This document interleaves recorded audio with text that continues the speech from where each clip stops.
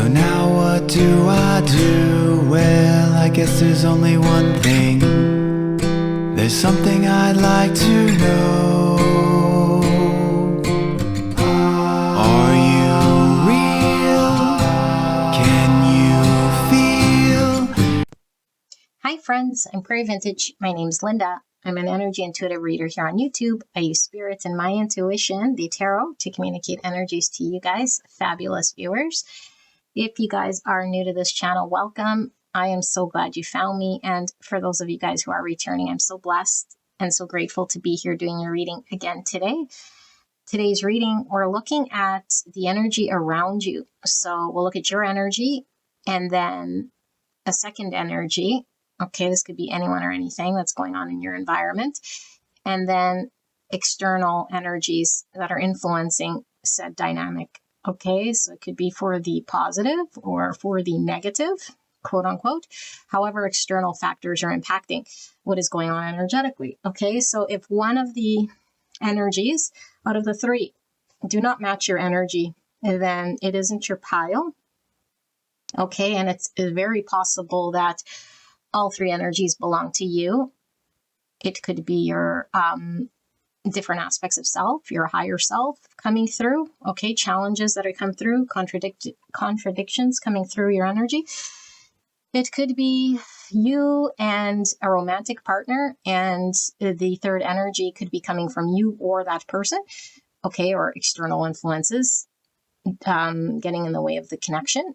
It could be you, your workplace, okay, and then a person who is involved in that workplace that could be an external factor of what's going on. So keep an open mind, okay? As long as you resonate with one energy or multiple, then, you know, that's your pile, okay? So don't force it to fit. And I do want to put a disclaimer here. If you've listened to my disclaimers enough and you want to get going, but I put this disclaimer out here because I don't want the wrong person sort of wandering about here in tarot land and just believing whatever a pair of talking hands says on the internet. So I'm reading back to you a state of your own consciousness here, okay? And so it's important for you not to be brainless, okay? But the intuition doesn't come from mind. It comes from an inner knowing. And so if you resonate with one of the energies being your energy, do not force anything that you're hearing to fit any sort of scenario or narrative. Keep an open mind that energy isn't linear. So everything could become apparent to you in the next 24 hours, in the next 3 days, in the next month. Okay, so this is a timeless reading. So whenever you hear the messaging, it is what's going on energetically around you. Although, like I say, there's different aspects. And because energy isn't linear, it's not going to be the exact same story for everyone that passes through that pile. Okay, so that has nothing to do with the tarot reader. And the only way for you to get the most out of the reading is to keep an open sort of energy to what you're hearing, but not so open your brains fall out and you're just fixated on the tarot reader predicting anything at all. There's no prediction outside of just reading how the energy is sitting and the most likely engagement based on energy. Okay, so that's all I'm doing here, and it's my mission to deliver the message as cleanly as I can, although channeling isn't the easiest thing, and so sometimes it comes through as, you know, having to sort through a whole bunch of gobbledygook. Trust me, if I could spit it out in 2 seconds, that would be optimal. Okay, I can't channel the way I prefer to channel. I channel the way I channel. And so that's how it comes out. And that's not going to be everyone's preference. And I get that. Okay, so if it's not your preference, then I'm not going to change it. You know, clearly I'm doing the best I can here. And if you're needing to hear whatever you need to hear in 2 seconds, then maybe there's another reader that can clearly read it back to you. And sometimes if your consciousness is blurry, it takes sorting through all that gobbledygook. And so it could just be a reflection of what's going on within you. I just get to the bottom of it. If I just read the surface reader, like some readers, then I could give you whatever you want to hear. I'm not here to give you what you want to hear. I'm here to give you the truth of what's going on. Because my mission is for healing and truth, even if the truth is not what we want to hear, okay, but it's for the greatest and highest good. And sometimes we're not prepared to hear the truth. Sometimes we're not at a state of consciousness to understand the truth. Okay, I'm not saying that what I'm saying is the ultimate truth. I'm saying Spirit will pull through with your messaging when you need to hear it. If you're not ready to hear it, Spirit's going to give you something else. Okay, I will read the something else. I will read whatever comes through here. I'm not trying to put on a performance. This isn't a circus. It's not performative. It's reading to you your state of consciousness in the cards. If there's a bunch of gobbledygook, that's exactly what comes through. I cannot help it. Okay, and Spirit knows how I channel it. Therefore, it comes through me exactly as it does. The words I use, the infliction I use, the interruptions that come through, it's all energetic. If I'm irritated, then most likely the energy is irritating, and that's how it's coming through, okay? And the Spirit knew to use me as the channel for that message, okay? But my intention isn't ever to be delivering something to trigger you or to make you feel any sort of way, except for deliver what Spirit wants you to know in that moment. And I can promise you that. Okay, I promise you that. And everyone is welcome here until they're creating suffering for others, okay, including me. If they're suffering for me, boop, see you later. I don't need suffering. I don't need to hear your suffering, okay, because suffering is a choice. So I'll boop you, which means zap. Zap, zap, zap. I don't care who you are. You'll get zapped, okay? So, beautiful angels, without me going off on this, these are the decks I'll be using for today's reading. I'll put a link right here, and this link will take you to the tarot deck flip through. So if you are a tarot reader, if you're interested in any of these decks, energizing these cards, because energy is how we connect, then at any point you could go take a look at the videos in that playlist and energetically charge these cards, or just take a look. If it's something you want to invest in for your own readings, then that's why I include that. Okay, and for the tarot, we will be using the Minciati tarot pack. Okay, so it's not standard here. There's a lot of elements in that and a lot of extra cards outside of the regular tarot. So without further ado, I will put timestamps below. This will be a pick a card reading, and we will pick from the options, whichever one we're intuitively called to, and then from there, you will go into your reading. I will see you guys at your pick. Here are your three options to choose from: pile 1, pile 2, pile 3. I'll put the timestamps below. Take as long as you need. If you are called to multiple piles, absolutely fine, as long as you resonate with one of the energies being your energy. All right.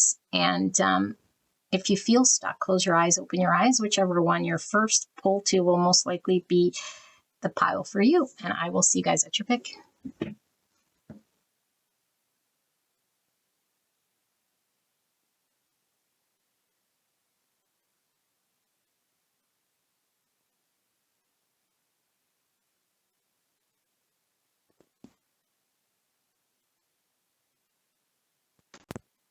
Gorgeous angel pile number 1. Let's get into your reading. So if you skip the beginning, we're looking at 3 energies. The one should belong to you, okay? All 3 could belong to you.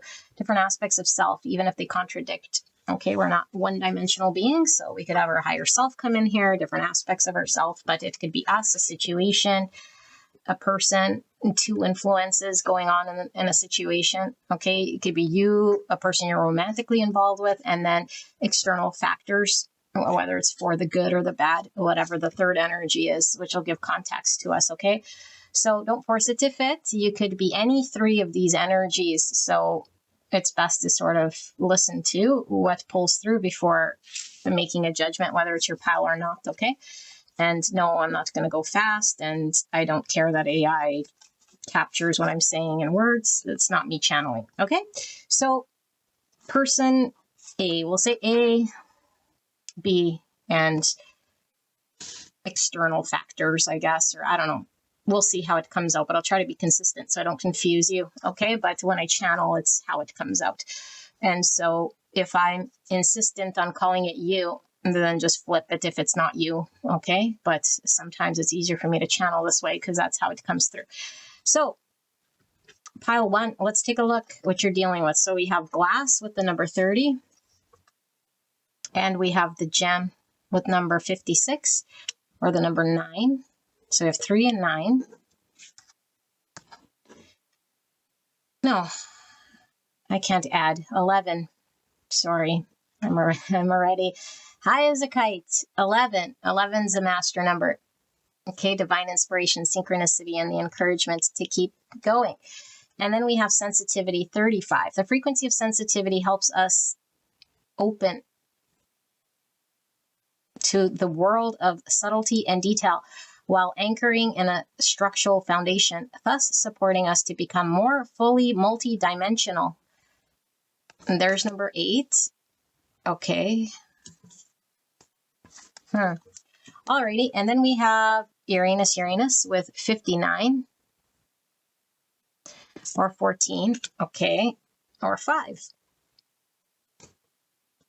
And then we have the comfort zone with 56. Now we have 1111 here. 5656 could be an angel number you're seeing.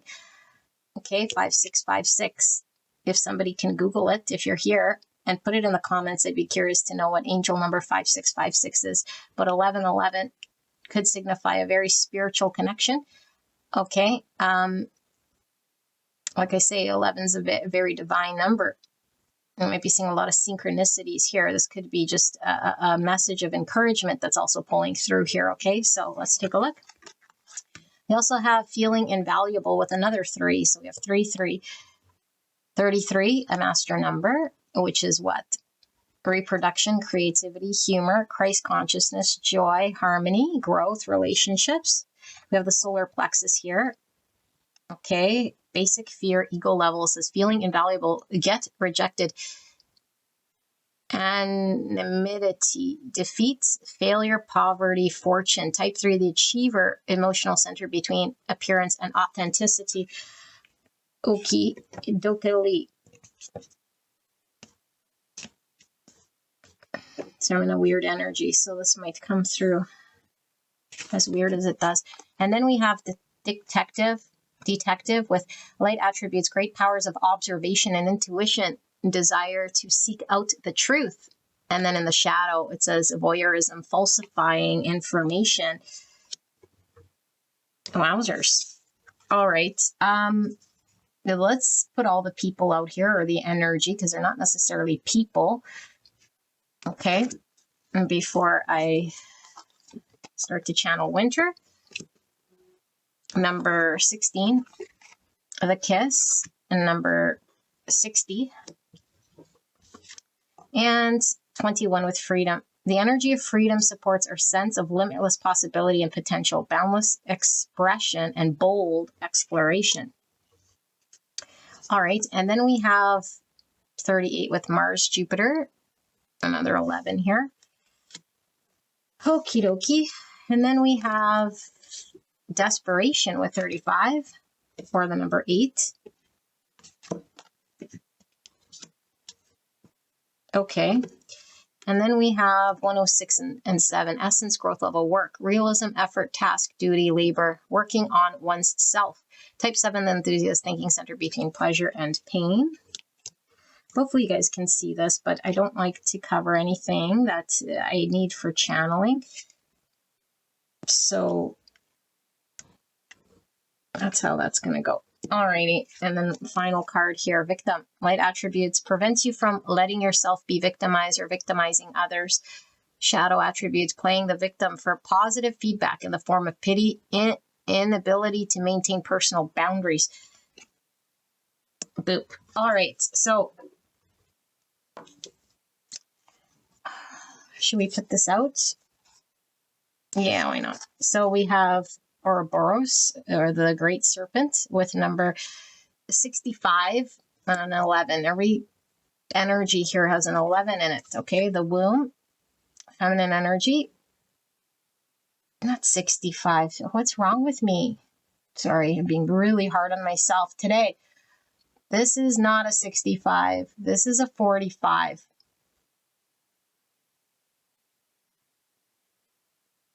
Yeah. Which is a 9. All right. This is 46, which is a 10. All right. First chakra. It says the energy of root chakra supports our sense of safety in a physical world and reminds us to enjoy our physical bodies right by this womb. Alrighty, and then we have Moon and Uranus with number 17 or 8. And then we have 27 with the bubble, or the number 9. Okay, and then we have 10 and 1. Get judged, get punished, get blamed, mistaking, being wrong, feeling guilty, get criticized. Type 1, the perfectionist instinctive center between control and letting go. Basic fear, ego level with the 10 and 1. All right, and then we have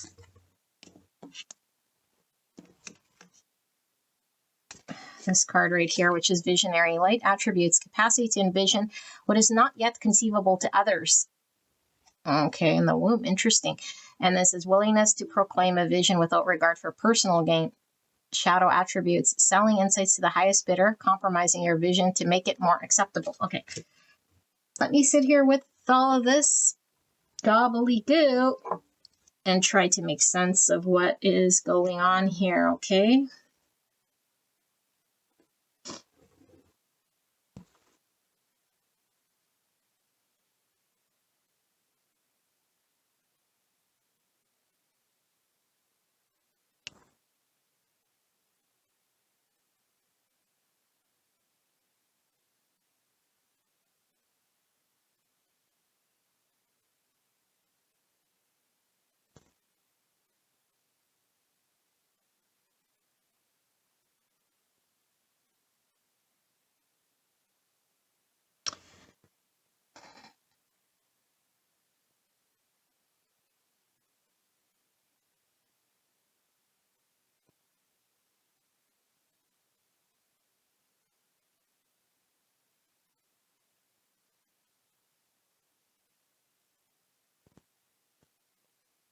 Okay, pile number 1. Remember what I said, I just read energies, and since we have 3 energies going on here, it could be a person, place, thing. It could all belong to one person, place, thing. It's up to you to break it however you break it through. Okay, and I channel however I channel it, and I ascribe it how I ascribe it when I channel it, but it doesn't mean I'm ascribing it right, meaning I'll say it's you, and it's not you, because that's how I channel. I don't give a rat's behind if you follow or not, okay? I'm not here to confuse you, but I'm here to deliver it in the best way I can channel it, all right? So, beautiful angel. This energy, which I don't know if it's you or not, okay, well, let's start with this. This is the more tricky one to read. These two are fairly easy or simpler. Okay, so we will start with this, but I'm just trying to see how I should call this out. I don't really necessarily want to call this the victim, so I was going to say detective and victim, and then visionary here, but that's not really necessarily how I want to call it. So maybe we'll, sorry, I know my Virgo brain has me stumped here.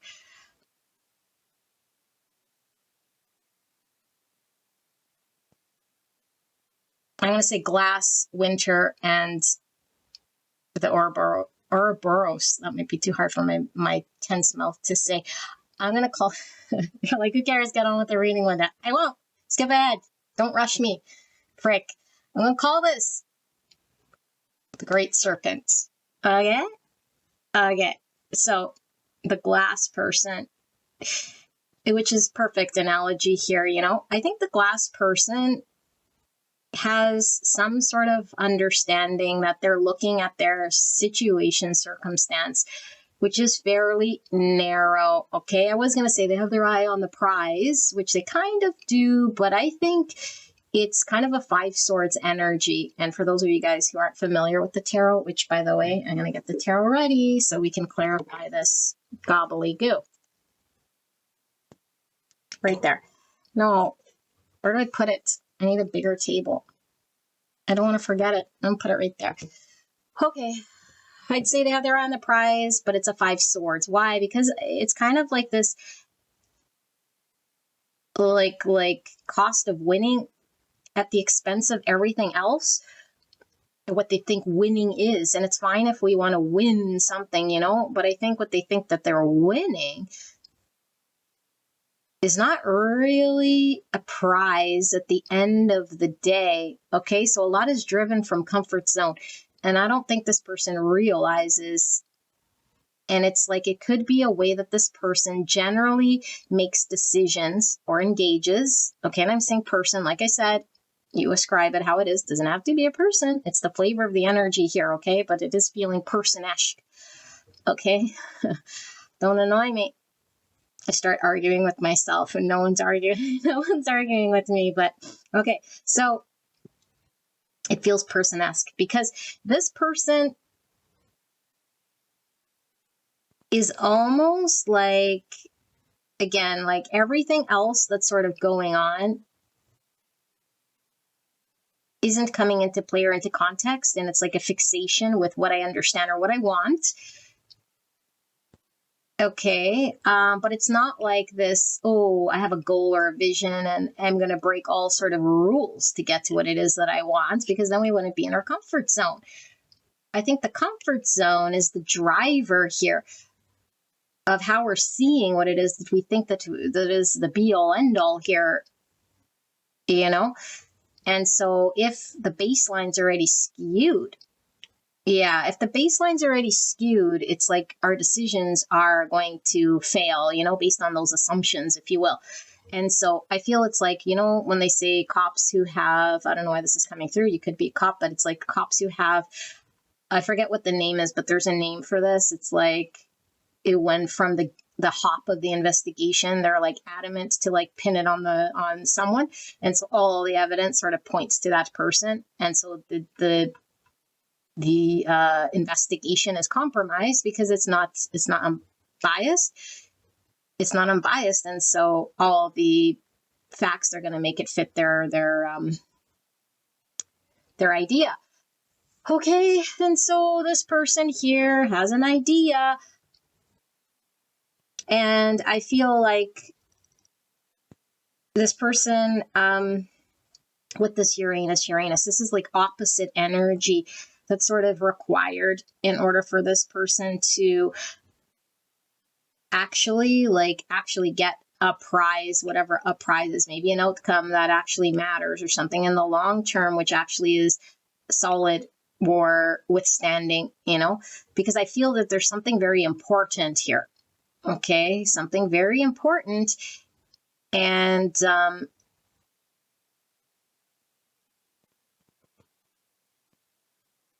yeah. So now we have this feeling invaluable.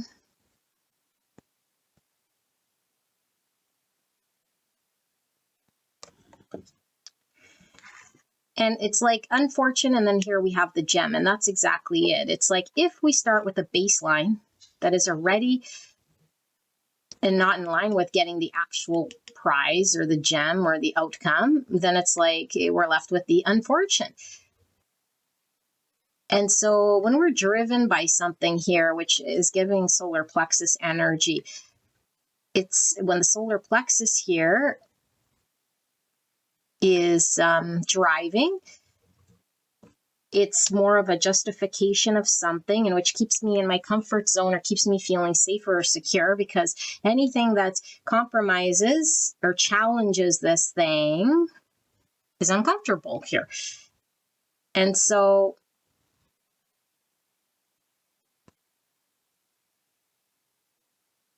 this person is having to think outside the box or different than how they normally think. So I'm getting hangman over here. I'm getting all the different facets of this gem. Okay, and when we look, it's kind of giving me kaleidoscope. When I look through here, I see this different landscape. When I look through there, it's a different landscape. When I look through there, it's like every which way that we look, we get a different sort of thing from the same kaleidoscope. Okay, because it really depends on how we're looking at this thing. And so if we get very fixated on one thing, and then everything around it is like black and white here, and it's like we're not seeing all of the everything as it is, so that we can be real detectives, because it's like maybe this thing over here was the real clue or the answer that would crack this case open.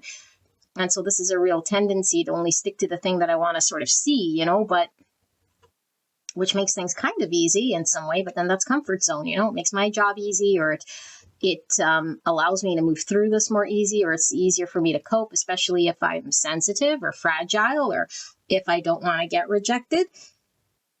And so it's like, if I already know in my mind and I've concluded that I'd be rejected going in another path, or that it won't work out, and that's my fixation, it's like I won't be entertaining any Uranus energy. I'm going to play it safe.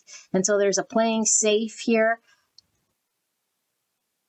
Okay, and then there's telling myself a story that isn't necessarily true.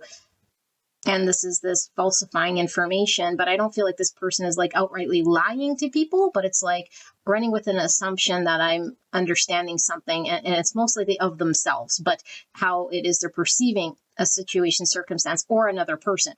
It's like, this situation is threatening, or this person is how I see that. And then I run with that baseline. It's like, are you sure? Are we seeing through everything here? It's like, well, I don't even want to question that, because if I do, then it leaves me sort of exposed here, and I don't want to be exposed. I don't know if I read the signs here. I don't think I did I? So we have heavy Pisces energy in this pile. Okay, Taurus, Libra.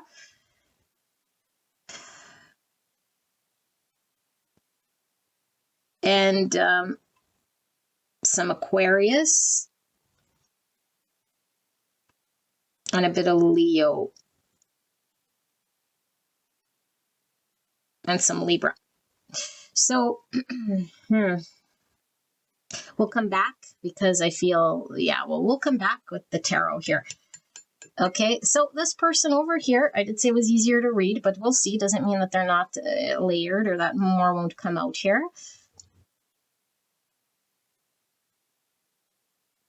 It's like winter period is frozen, okay? And this kiss is like opposite of winter, because kiss is like heat, things get heated up, things get warmed up here.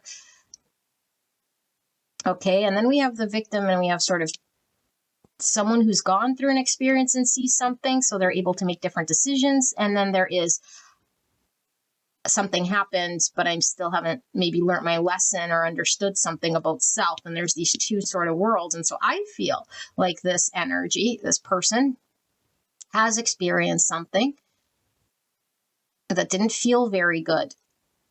Okay, and it could be rejection, or a letdown, or a shutout out in the cold. And I do feel like this person, their intention is pulling through pretty strong here, which is a good intention of bonding or connecting or making things work. Okay, like it could be that they were wanting to just get along, or to support someone, or to bond with someone, or to connect here. But it's like, this really feels like somebody sort of being shut down or let down, even by their good intention, to the point where they have to make different decisions for their greatest and highest good, so they could break free from situations which might be stagnant, stuck, cold, rejecting. And it's like, I have no choice but to take power into my own hands, okay, and not play small, or not be held back, or not shut down. And so it could be that this person, we have desperation here, okay? And these are the blind spot oracles. And so I feel like this person doesn't understand, or hasn't, or the reason why this person might have been stuck in a predicament, or may still be wobbly. Okay, they're definitely working through this tough period. Okay, thawing anything that's keeping them sort of stuck here. But I feel it's like an energy here of not knowing their self-worth, or their power. Because I don't feel this is someone who's like, oh, I'm a shitty person, so much as it is maybe I wanted to keep the peace, or I didn't realize what was within my power, until I kept getting shut out, or until I realized that I was not being rewarded in some way, or appreciated in some way, or connected to, or it felt very much like a disappointment, whatever this person experienced. So I feel they're sad, or they were disappointed once too many, or it's like I don't want to experience something here that I might now see or understand that's within my power to free myself of whatever dynamic this is. Because maybe in the past is like I have no power here, or I'm incapable of being someone who could say no, or who could make a different decision. And I was at the mercy of whatever I was engaged with here. And I feel like this person is and has been working through personal, I wouldn't be surprised we see hermit here, personal sort of empowerment, liberation, working on oneself, but really understanding the dynamic. Like, why am I putting myself maybe in situations, or what power do I have over certain situations where I felt I gave my power away, or I played too small and didn't see the truth, or didn't know all the different things I could do or say here, and like really recognizing like what's aligned for my highest good, and what actually does support me, and what might look like it supports me but it's not supporting me. And so there's a lot of coming clear with what feels good, what doesn't, what might appear in a certain way but is actually not for my greatest good. There's a lot of this sort of sorting through and understanding. And then there's like hope to experience bigger and better, but through disappointment and challenge. And it's like, we might have caught this energy here, like finally maybe breaking a cycle, okay, or empowering themselves to do something different, or say something different, or maintain some sort of personal boundary here. It's like, I won't do that again, or I'm just recognizing that's not for my highest good, or I got to do things better, different. I could see what's greater for me. I got to get real. I can't be in, maybe wishful thinking, or in fantasy, or in things that don't progress me, or things that aren't aligned, or things that aren't in giving and receiving flow state. It definitely could have been in a relationship, but it could be a partnership, of just like intimacy. It's like even friendship, like I keep getting used, or friends take advantage of me, or my work's not paying me enough. Those are examples. But it's like, but would I ever find a job that's, gives me the same hours? But would I ever find a friend here who, I don't know, does this for me, or could I ever find a partner that I could connect to on a soulful level in the same way? Like there's this sort of a having to work through these understandings so they could break free. Okay, so we have Taurus, Libra energy here, and also some Pisces and Libra, Leo and Aquarius. There's really reflected over here too, but I think here there's some Cancer as well. And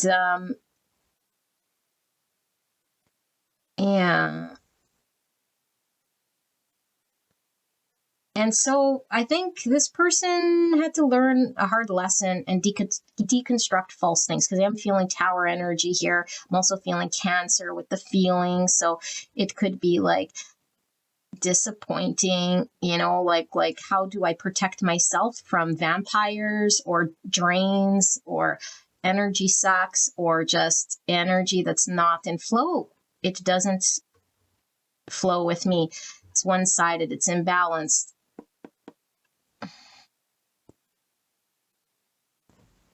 Okay, so yeah, we also have some Gemini and some Capricorn energy pulling through as well, which I think is different from there. So yeah, it's like having to choose the love of self, understand self-worth. And it's like over and above codependent behaviors, or unhealthy ways of engagement, or overcoming obsessions or desires, or things that could at the end of the day be our downfall.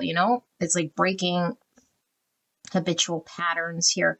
that might not be for our greatest and highest good, even if it feels good for a moment, you know? It was like, well, at least I had a friend, or at least I had a lover, or at least I had a job, you know, which would have been better than jobless. Meanwhile, it's like, well, would it? And I think this person's realizing maybe not, you know, maybe it's better off I don't have this job so I could find one, or maybe it's better off I'm not in a relationship so I don't get taken advantage of or used or abused in some sort of way here. Yeah. And so I think they're finding their strength in themselves and how to support themselves and what they're capable of doing. And I feel like maybe they've expressed themselves to themselves of what they truly wanted or were deserving of. And this was sort of the first step in breaking this sort of thing. Okay, so let's take a look at this external energy here, and then we'll do the tarot. So whose does this belong to and what? Let me see. I'm just going to tap in here again.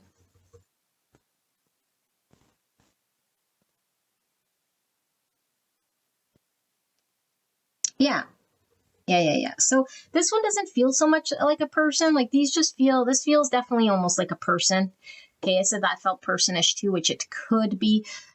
Okay, I know I'm not here to sort of attribute whose, but just so I can sort of give you guys more of a feel here. This kind of feels like the dynamic or the result. It's like, it's more of like this person's coming online with a different energy that has been cultivated here in order for something to be birthed.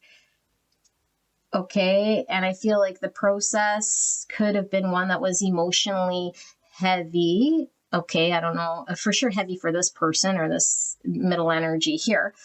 Okay, but with the moon is like, it might have taken some time for there to be clarity, right, near this visionary, because it's like, what is the ultimate goal? And what is the highest and greatest outcome here that could be birthed within our power? And so it's like, because of this person, which we'll call the winter person,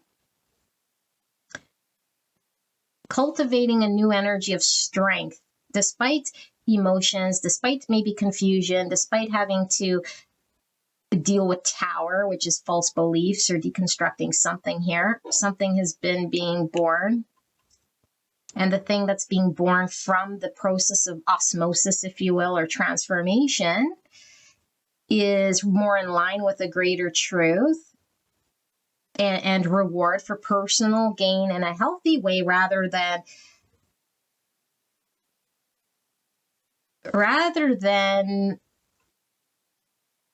whatever they were doing here, you know? And it's like, I got to trust that when I speak up for my greatest and highest good in a way here that's not unhealthy or codependent or from a place of lack, that no matter if it takes some time or puts me out of my comfort zone in some way or makes me feel like uncomfortable, anxious, whatever it was this person felt, maybe emotionally like charged with making a decision that's like, I don't know what the outcome could be. It's like, okay, but if we keep doing the same thing, we get the same results. And with this bubble, this is kind of like Hangman in reverse. It's like, I'm too close to the weeds. I keep expecting the same thing. Okay, which is really close to sort of giving me this energy here. We're going to go back here, by the way. But yeah, because it's like, okay, and now I could see how this overlaps. Okay, and what this is like, I think there was a codependent maybe situation going on here. And when one person sort of breaks free from the codependency, whether it's codependent on work, codependent on a relationship, codependent on a situation, whatever it is, it's like when one person sort of sees the light or understands their value or says no or puts in a boundary here, something's born. A third energy is born. What can this dynamic sort of be born into here? We don't know. Okay, but it totally shifts things here in a way. And I feel like the way is for there to be truth and clarity. Okay, but it's like broken out of our own sort of mindsets of how we were seeing something. And so I feel like person A has no choice but to maybe see situation here more clearly than maybe how they have been in the past, because the glass is sort of fixated, in one sort of area here, but it is seeing something clearly. Although, like I said, something could have many different sort of facets to it or many different angles to see something. But it's like, because this person, the winter person, is like making a decision here, I feel not needed anymore in this codependent situation, or I feel empty-handed, or I feel like I'm not getting, because it's like I'm empty-handed, unfortunate, failure, poverty, I'm without. I'm 5 pentacle here. It's like I'm 5 pentacle here because you made a decision for you. And so if this is a job, it's like the job now doesn't have the good employee who is willing to, work like a workhorse here. And so there was a need for the employer to be like, hey, like, I see that you put in a lot of hours. Let me pay you more, or let me appreciate you in a way here that values your input. Or if this is a lover, it's like, I got to value in an equal manner here, or show my appreciation, or show intimacy, or bond with you. Or if it's a friend, it's like, I got to, like do my part of the friendship here, reach out to you. When you're alone or lonely or need a friend, be there for you, not just the other way around. So there seems to be like a one-sided imbalance here for sure.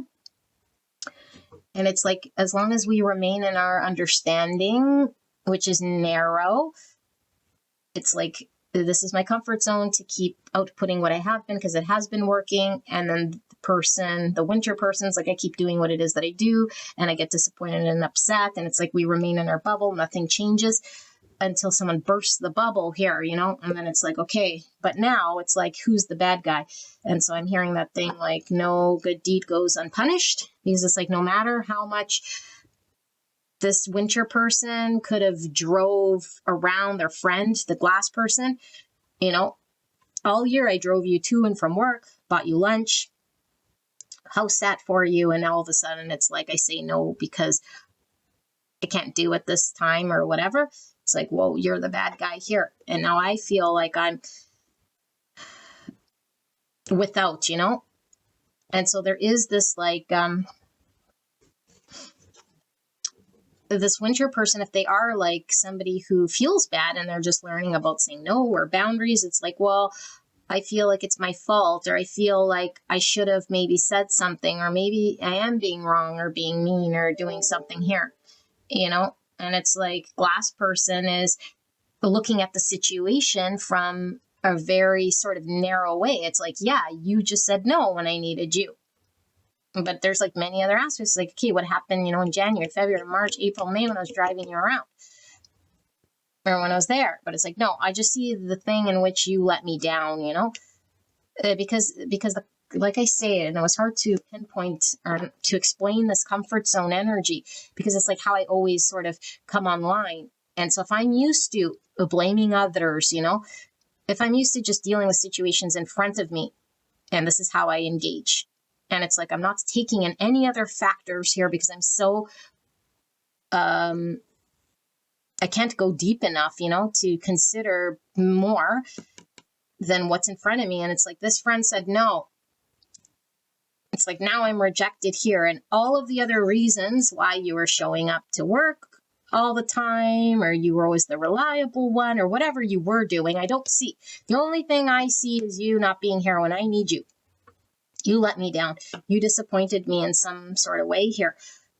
And now it reflects back at me, my deficiency, because I feel like this person, or this energy, this glass energy, this feeling invaluable. So it's not like them saying, oh, winter person, you suck in some way, but it's like seeing what the winter person did, and it's like reflecting back to them, and it's like, I guess I'm not a good friend after all, or like, I guess this job isn't something you needed anyway. But it's like, no, this person did want this job, or this person did want a friendship here, or this person did want whatever they wanted, because they were clearly invested in some way. But it was like they had to choose freedom, or choose something that was more better than the frozen state. And so person glass, okay, this first person here is like internalizing this, seeing that they were the winter here, but without acknowledging that there is something they can do about this winter, meaning like, why were things cold? Why were things imbalanced? Why were things stuck? It's like, if it's a job, okay, well, I could pay you more, or like consider something here. But instead of like considering the things, it's like, it feels very much like there's nothing I can do. It's like, but it hasn't even been reviewed. They haven't seen it, any other different ways of doing it. So it's like this person or this energy might be, the analogy I have here, let's just say like it's sensitive, because it's like, I already suspected, let's say if this was a shitty ass job, you know, it's like, well, people always leave anyway. It's like, so it's the people's thing. And it's like, this workplace obviously is just the type of work that takes the right type of person here, because most people just don't like this type of a job. It's like, no, we got to tweak something here. I don't know how else to explain it. It's an energy that's really hard to explain here, you know. But let's go back here, and then I'm going to do a tarot, because I feel like I might be missing something here. And so it seems like there's a pivotal point where there's shift happening, hasn't happened just yet, as a result of an experience that can no longer sustain itself. Something is birthed or is about to be birthed through an experience. Without the experience that had happened, if this person didn't work here for as long as they did, or if they didn't be involved with this person for as long as they were, I know I keep saying this person, the winter person involved with this glass person, there wouldn't have been this other energy that's coming online here. Okay, and so I do feel like there is something tied to security, something tied to one's own sort of stability, security, safety in some regard here, or maybe even codependency, or a bad habit, or an unhealthy way of engagement that has been worked through here through an experience, to see a different way, or to see yourselves differently, which in turn will see a situation differently. And so I feel like there is something about a new beginning as a result of breaking old pattern, a new beginning as a result of putting the stick in the spoke instead of the spoke always turning the same way. It's like we put the stick in the spoke because we can't no more be in the same energy and pop the bubble or whatever. Stop the wheel, pop the bubble. Okay, so let's do tarot, okay? Let's see more about this glass person here, because there's certain things that are kind of not clear, layered. Like this energy is still not completely clear, but I do feel it is still tied to some form of unhealthy understanding, which is still egoically driven with the solar plexus, because it's a protective mechanism. It's like, I don't want to see myself as the issue, although I still feel the effects of this thing. So it's like, maybe I don't accept what it is that I'm seeing clearly, you know, and it's like, whatever I am seeing, I'm telling myself it's something else, because this would be falsifying the information that I'm seeing. If someone outright says, hey, you're kind of a horrible friend, I don't think someone would say that, but if they do, you know, and or they just see that person winter here is like making different decisions, it's like, I can't help but internalize this thing as something I did. But instead of me owning up to it, it's like, I just feel like maybe defensive about it in some regard, or I guess I'm a bad person. But it's like, but we're really not processing what it is we might need to do, or how we impacted this thing, other than just like, I guess you just disregard me, and like, I don't even know. It's like they can't process the deep ramifications of what their accountability is in this thing, rather than just saying, I am accepting that it just, I guess, no one can be my friend because I'm unfriendable, you know, like that sort of an energy. It's what?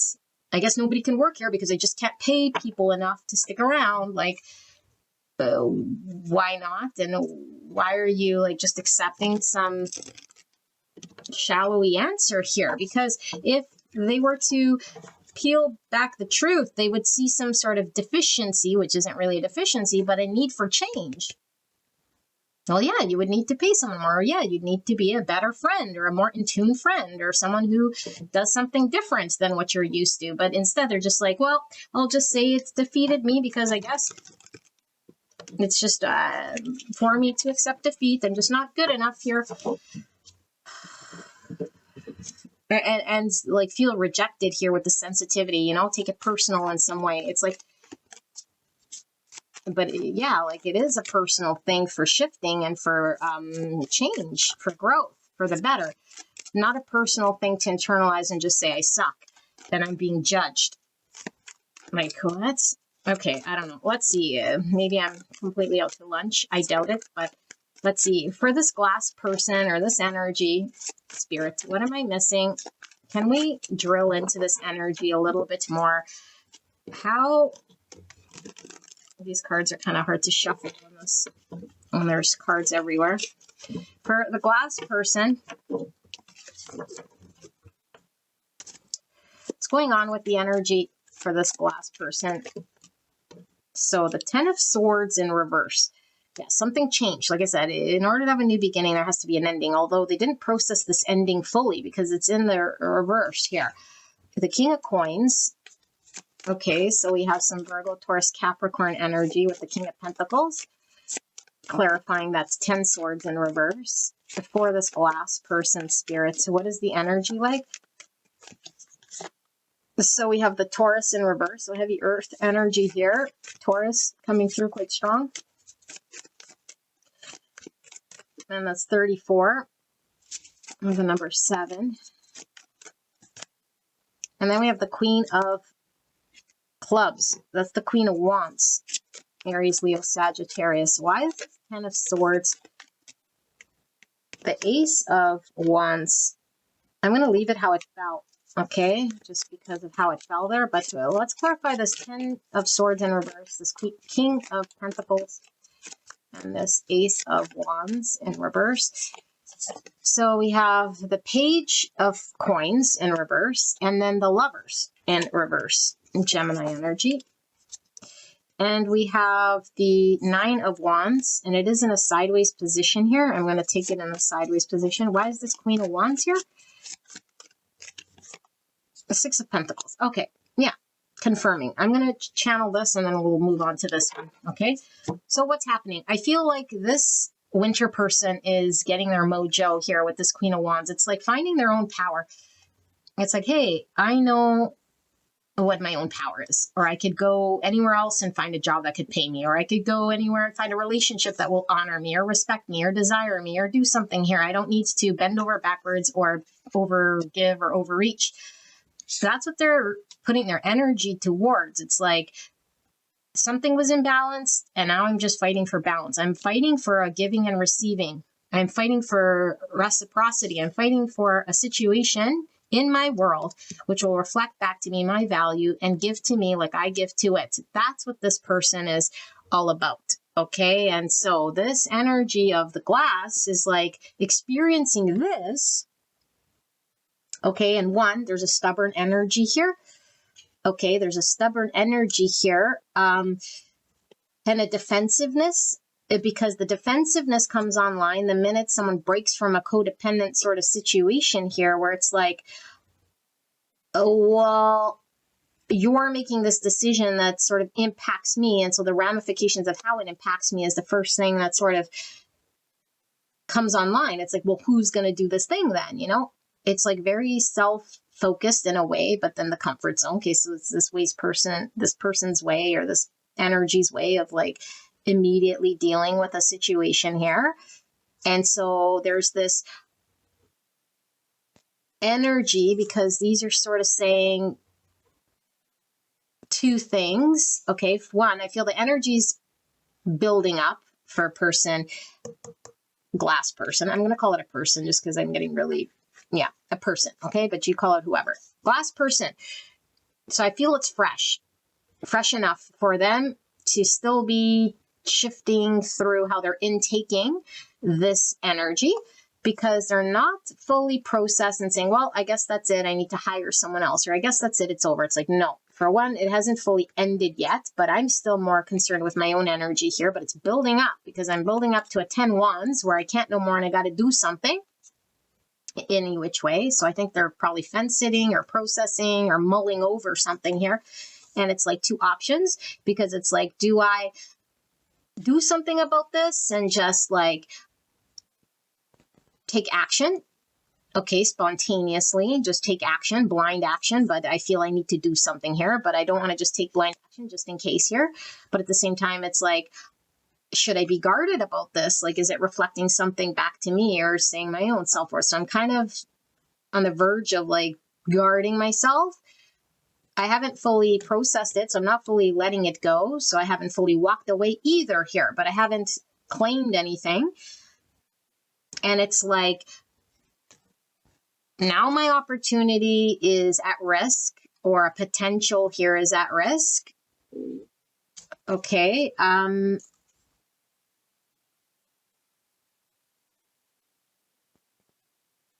But it feels like it's off putting the accountability on the winter person rather than what can I do? It's like, well, I guess, I don't know. It's like acceptance, but not really an acceptance. It's a very weird energy. Because why are we seeing the 10 of Swords in reverse? It's like, I haven't accepted this ending. I still haven't accepted what it is that I'm supposed to do, or whether I got to be defensive about this or put this behind me. But it's like, you went with my opportunity and my dream, but there's nothing I can do about it. There's nothing I can do about it. Now, I don't get it. I don't get it. Spirit, what is that that's I'm picking up here? Can I give up? It says the 8 of Wands in reverse. So it's like, yeah, I'm not doing anything about it. In fact, I'm not even talking about it. Okay, so hoping what though? That things would just sort of change. It's like this person just retreated out of some form of feeling rejected. Feeling like, I guess I'm not needed. Okay, Cancer, sensitive, defensive, like I said. So maybe this person was emotionally invested as well. And it's like, but now it's like, now I'm defensive or guarded, or like holding my feelings to myself, or not communicating my truth here, but to just do defensive, protecting myself. The Queen of Cups, and more Cancer energy is Scorpio, Pisces, but there's this energy of like being emotionally invested, but then being sort of sitting on one's own feelings. But like I said, that feeling like the 1 wand, what the 9 wands is like building up to a 10 wands where I can't no more. And I have to express or burst. It feels like there might be a burst that comes from this energy once it, I don't know, like reconciles its feelings. Maybe it's like, oh, I just feel invaluable. I feel not needed. I feel rejected. I feel like this opportunity is like, okay, then I'll just sort of sit here in my comfort zone where I don't have to get into a conversation or a debate, or where I don't have to be defensive. So now I'm just sitting here defensive about an ending or a rejection or a disappointment of sorts. I'm going to pull one more card. And 2 more. 5 of Swords in reverse. I don't want to get into an argument, and I feel rejected here, but it's all like, it's almost giving off the energy. Now's not the time because I'm feeling too hurt and defensive, and I also don't want to accept some sort of defeat here, but I feel like rejected and I feel sort of left out. And eventually I'm going to have to acknowledge or deal with or call out the elephant in the room, or step forward or deal with a situation that has resulted in how it's resulted here. But I don't want to argue right now, and I don't know what to say other than be defensive here and hold my emotions back. And they feel slighted, you know. It's like the winter person let me down, or left me out to dry, or left me out in the cold. That's how this this glass person's feeling. So let's take a look at this winter person. I'll just use the same deck and see what we get. Winter person. Winter person. The Pope. So I think this deck has Hierophant and Pope, which I'm not sure what the main difference is between a Hierophant and a Pope, but I do feel like with Pope here, it's like a faith here and a power that's greater than this person, because I feel like this person at one point in time might have thought like, I don't have any faith in myself or power outside of myself to make change. Okay, but I mean, Pope would be like irreligious in some aspects. So let's just see, why is the Pope here? Oops. Oops. This one kept spinning around. Yeah, faith. I said. But it's like, why the Pope and faith? I'm going to pull two more. Why is this Pope here? For Kyle, or for the winter person, the energy.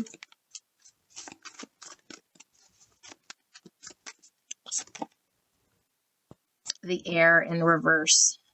23. Or the number 5 in reverse, the air. So that's Gemini, Libra, Aquarius. I am getting an energy here. Just let me finish this. Why is faith here? The house of the devil. And look, she's like running out. The house of the devil and the Pope. It's like being exercised. Wow. Yeah, 8 of Cups, walking away, and then we have the Capricorn in reverse. Okay. This energy is very clear, although it's very interesting how it came out. It's really showing me this winter person is being rescued, okay, by a situation which could be very defeating here. It could be a very codependent, toxic situation, whatever you want to call it, okay? I don't believe in toxic so much as it is either it's in line with my energy or it's not in line, or it's creating some form of misalignment. The winter person had to escape misalignment here. And it's like they have to exercise their own demons here and believe and trust in their ability to do so and find the strength to get out of a situation here where I feel like they feel it was just a bunch of talk. It could have been just it wasn't getting anywhere. It's frozen. It's like left me empty-handed. It's all talk, or it's just fantasy, or it's just a dream, or the talk didn't result to anything, or the fantasy was just this idea that it didn't ground anything here. And it's like I can no longer just maintain a belief in something here that it has not produced anything grounded. And so maybe this person had a lot of faith or trust in a vision or an understanding or a promise. It's like, yeah, when you reach a certain stage of development, I'll give you an increase. Or, maybe it was like, if we date long enough, we'll get married here. And it's like this person might have wanted a higher level of commitment, or maybe had trust in this glass person to provide. But it's like, it's all talk. It's nothing sustainable here, and whatever is here is something that I can't hitch my wagon to, because it's either codependent, toxic, or draining, or devil presence, okay? And I mean, Capricorn is the devil sign here, but I feel like with the Capricorn in reverse, it's like either I stay here committing myself, okay, but it felt like it was a sacrifice. It's like I keep sacrificing maybe more time, or maybe more energy, or maybe more of my effort, maybe more of my whatever it is, time, energy, effort into a situation. I keep giving to it, and the results here are leaving me feeling empty-handed. I have no choice but to walk away, because it's emotionally not fulfilling staying here. And that's what this winter person is sort of determined, or what they determined after a period of time. So they walked away. So they either quit their job, or walked away from this friend, or said something like, I'm better off doing this on my own, or somebody here who's going to give to me, that's where I'm going to point my nose, or this is why I got to go. Okay. And so now let's just do this Great Serpent, and then we'll sort of see if we're done. Okay. Why is this Great Serpent here? What is this third energy then about? Because it was feeling like something was being cultivated. some mindset needed to be burst. And I feel like if winter person burst the bubble, it's like they burst the bubble for both sides. Because I feel like glass person can't just, it's not a one-sided sort of thing here. It takes like two energies to be in this fantasy experience, whatever this is here. Okay, so let's see. What is this third energy? So we have the Seven of Wands. Yeah, the Queen of Swords in reverse. Gemini, Libra, Aquarius energy. A Justice in reverse. A Libra. Why is this Seven of Wands here? Three of Cups. Why is this Queen of Swords in reverse? We have the Knight of Swords, and then we have the Three of Swords. My goodness. And then why is this Justice here in reverse? Two Swords. Okay. And then bottom of the deck, we have the King of Wands. Interesting, because we have the Queen of Wands over here. So what's under the King of Wands? We have the Seven of Swords, which is all about this energy. Remember I said some great truth we don't want to see? That's totally Seven of Swords, because I was saying the eye. It's like the truth is right in front of this person and they're in denial. Okay. Seven Swords, King of Wands. Let me just see what this is, because, and then the Star, Aquarius energy. And yeah, look, Aquarius under that. Okie dokie. And is heavy Aquarius from this Uranus energy, which I was saying this person needed to break this comfort zone. Yeah, and Uranus is also this Tower energy. So, okay, well, let me just tie this energy that's kind of everywhere, but it's kind of making sense energetically, but I don't know how to explain it. Just give me a minute.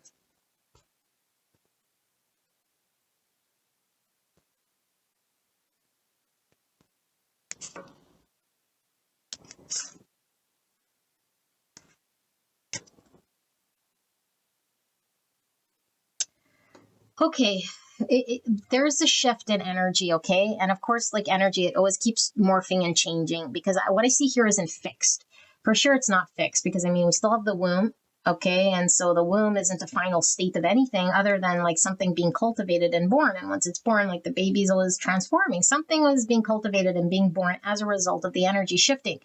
And I feel like I'm going to call this winter person here, this Queen of Swords, okay, because I feel like this winter person's like, it wasn't an energy here that it definitely was lacking some form of boundary or speaking her truth or seeing something clearly in the situation. And now it's like, I am ready to confront and protect myself. And clarity maybe never came, and no certainty ever came. But it's like, I must confront and deal with the greater truth, no matter how painful here.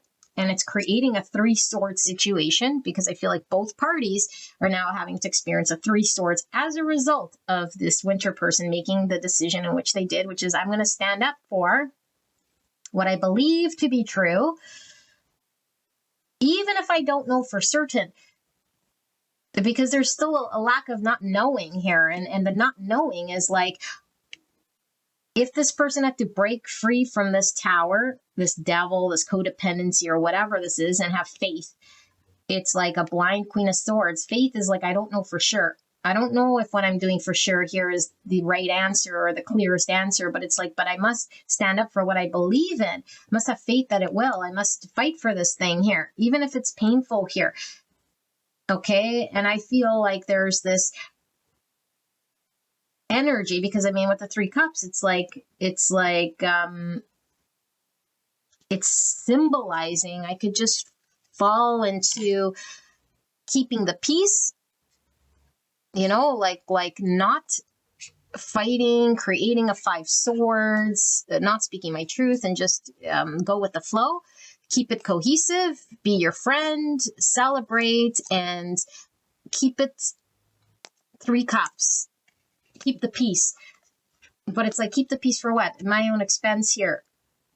And so I have to be the challenger, or I have to be the one that creates the conflict, or I have to be the one that calls it an end. I have to be the one to create the pain and say, hey, friend, like, I can't be your friend no more, you know?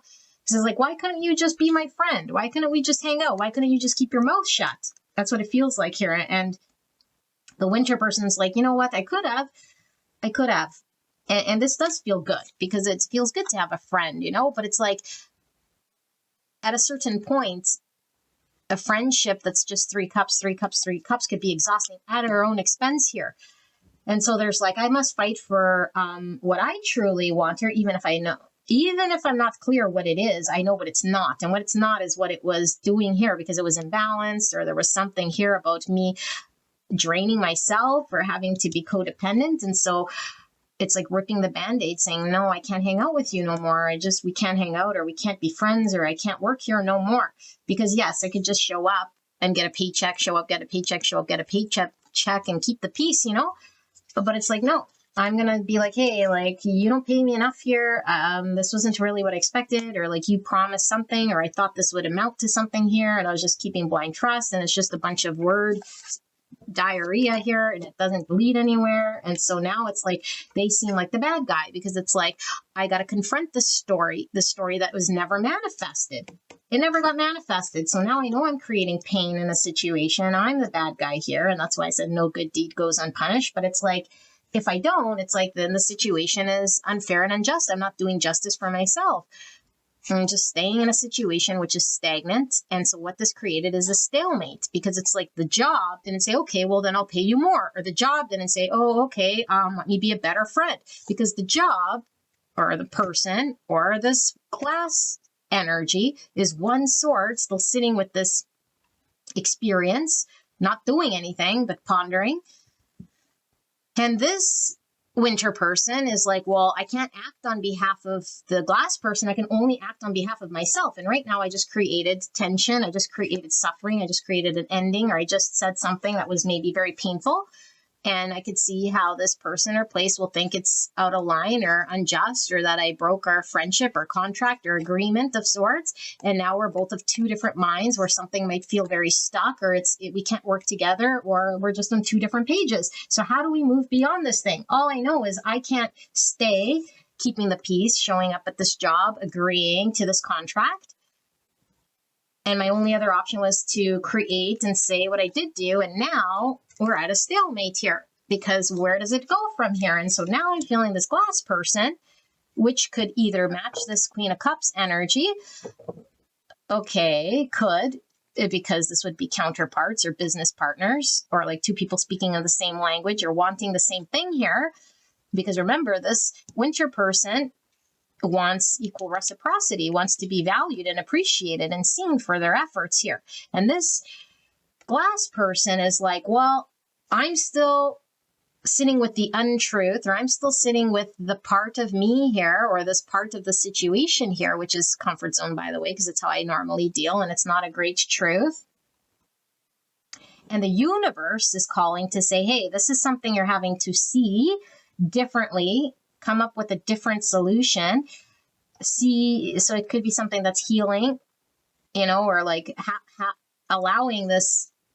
Let's say this is an entrepreneur who opened up a business. It's like, my business will never expand if I keep doing the same thing and like promising upgrades and raises, and I never give people the raise, or I never promote them, or I just keep them dangling. It's like, well, your business will never expand. You'll never grow. It'll never heal. Or let's say this is someone in a relationship that just keeps things stagnant and stuck. And it's like, well, there's a lie to self here. It's coming from a comfort zone. And so if you're wanting to expand this thing or find a partnership, there needs to be one, healing. And if you're wanting your vision or your dream or your thing, or to bridge the distance or the gap or heal the 3 swords, there's thinking outside the box and doing things differently than we normally do, which could be having to encompass a queen of, or a king of wands energy.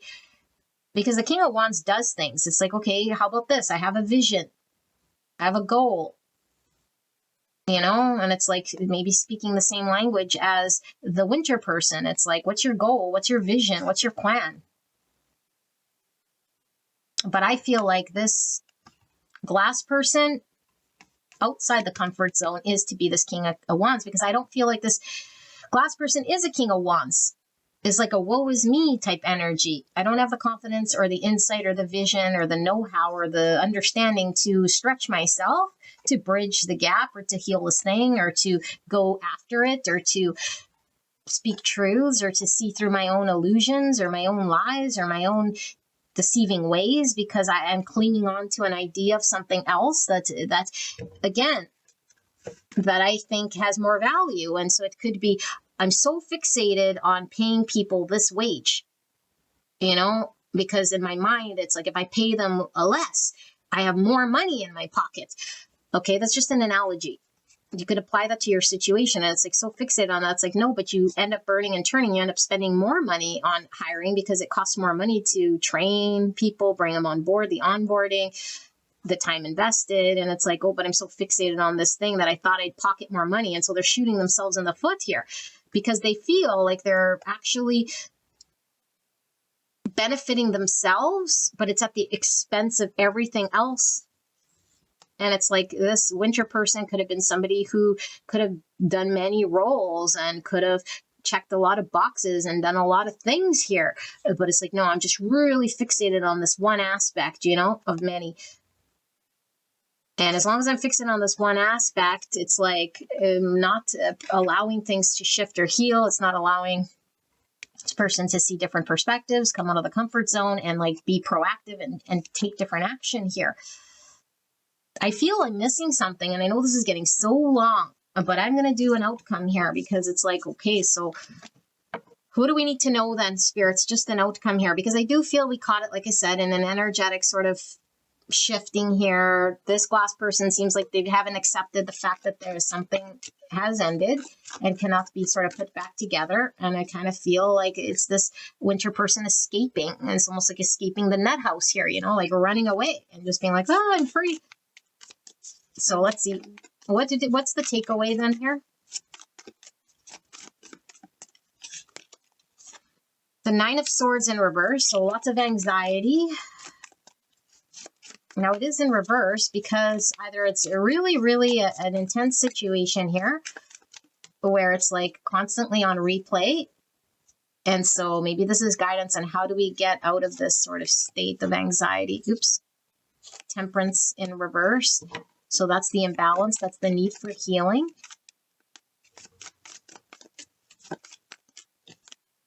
And then we have the Madman.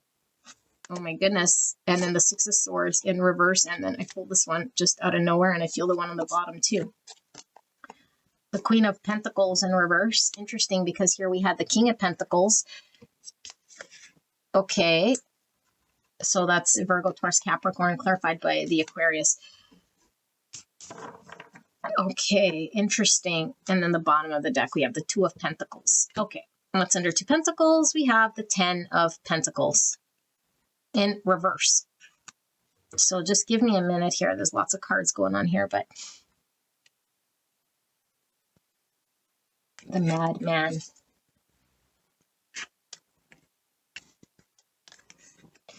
Okay, this is what I see, okay? I feel like the ball is in the glass person's hands. Although, yes, the winter person has to make decisions that empower them and to move. I think they already did or spoke some truth or seen some light, which is leaving this glass person feeling really uncomfortable because it's like their power feels stripped from them. And I don't think they like this state because I think there's a lot of anxiety and feeling powerless.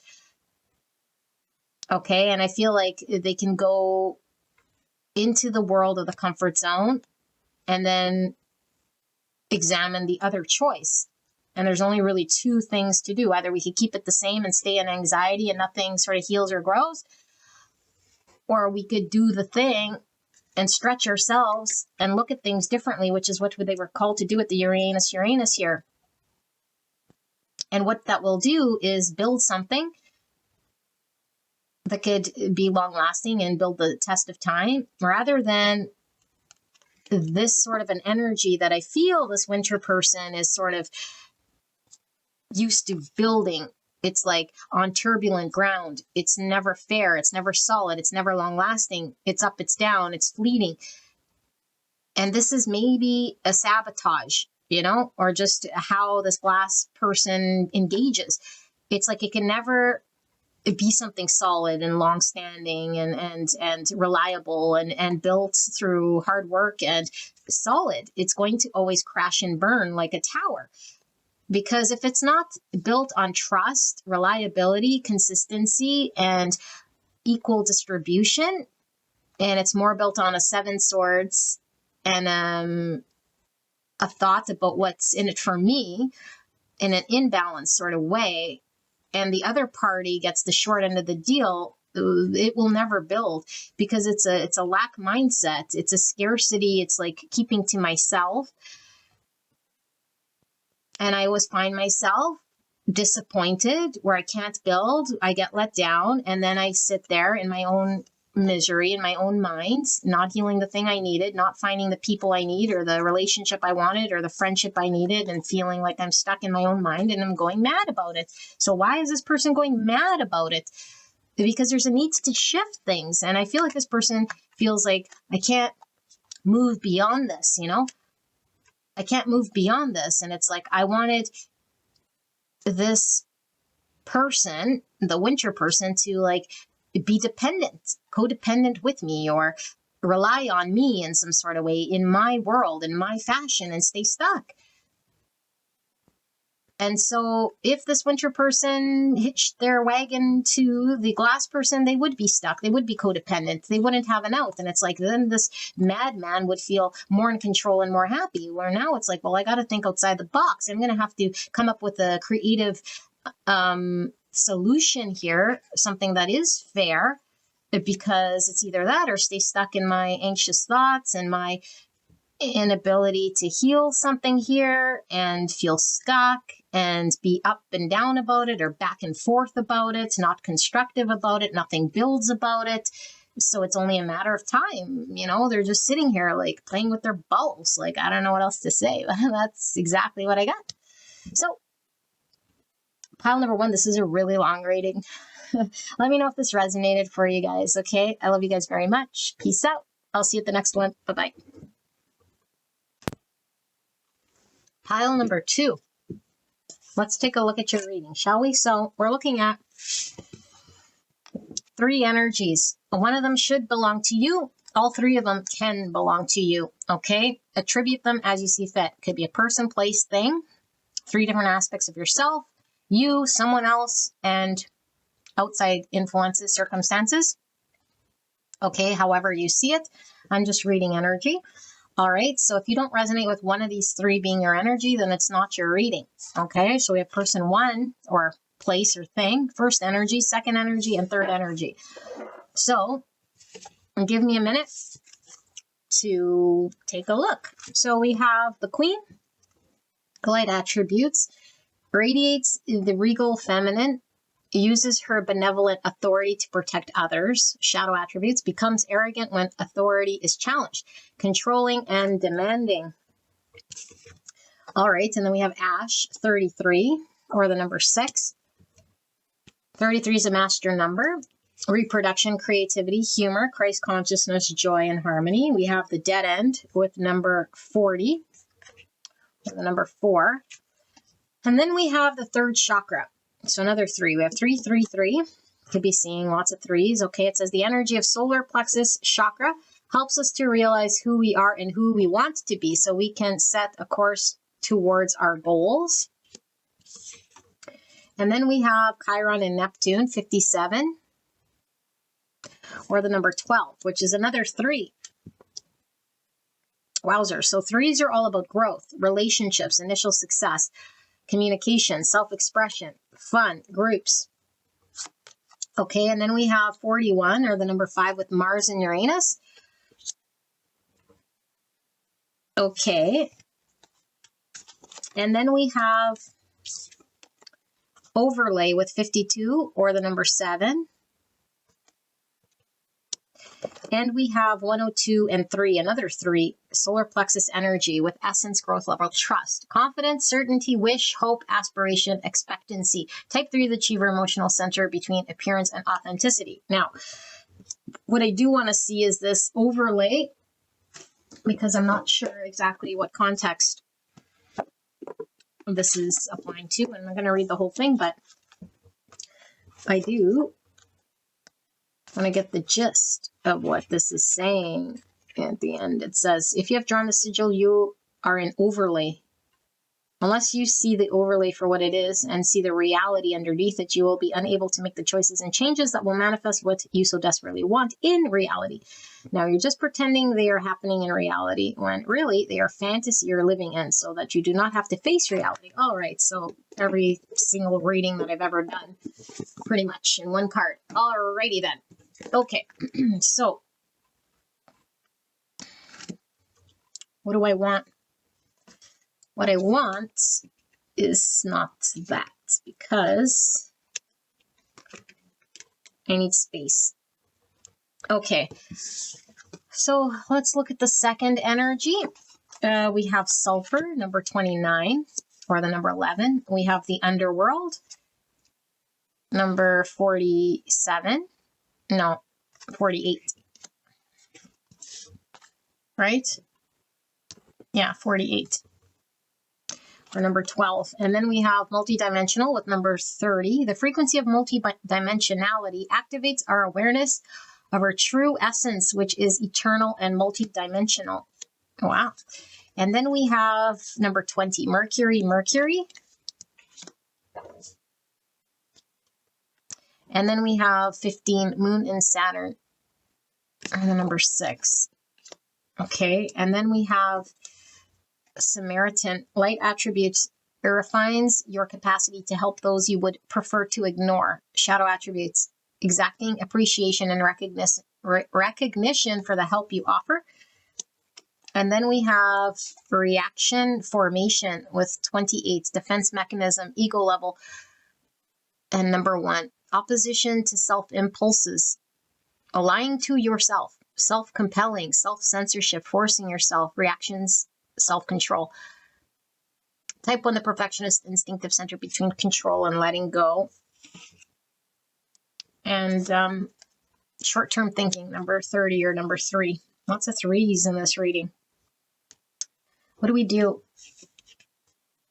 Oh, we have no space. When we have no space, we got to make space. Okay. Okay, let's see the third energy here. We have Earth's heart, number 52, or the number 7.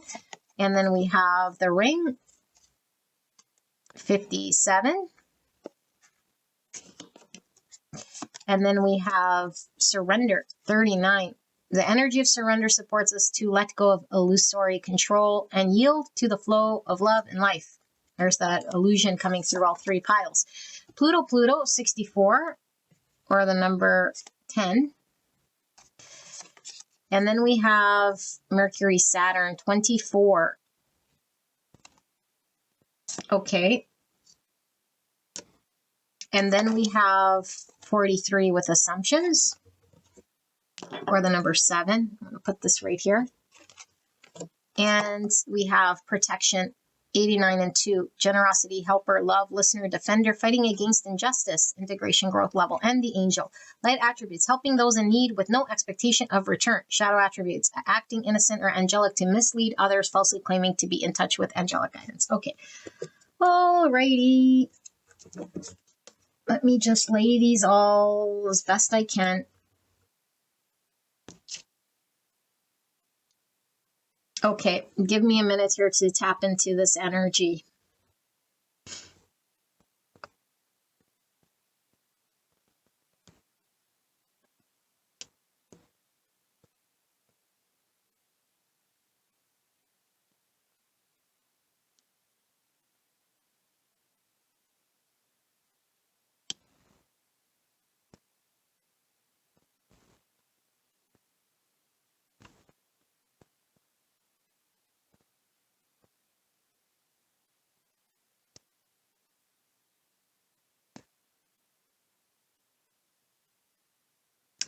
Okay, pile number 2. This is an interesting energy, okay? And I have a feeling that a lot of people who need to be here probably are not going to want to listen to this reading. And you don't have to, okay? You really don't have to. You might not even realize this is your pile. Oy, oy, oy. I feel this is your energy over here, okay? But attribute it, describe it however you see fit. I'm not the be-all, end-all, so I don't know. So we have one energy here, which I feel is yours, and then we have another energy over here, which I don't feel belongs to anyone in particular. It could just be a situation that's creating some form of change for this. And then we have some form of outcome here or like understanding over here. Okay, that's how it's coming through, but apply it as you see fit. So what's happening here? This person, which I'll call the queen, is in a situation which doesn't smell good, we'll just say, okay, with the sulfur in this underworld. This could be an unruly person, a situation or circumstance that we don't know our way through because it's like a can of worms here, but it doesn't feel good. And it's like this by design. It doesn't feel good. Why? Because this queen is in the process of understanding and learning, a process of surrender.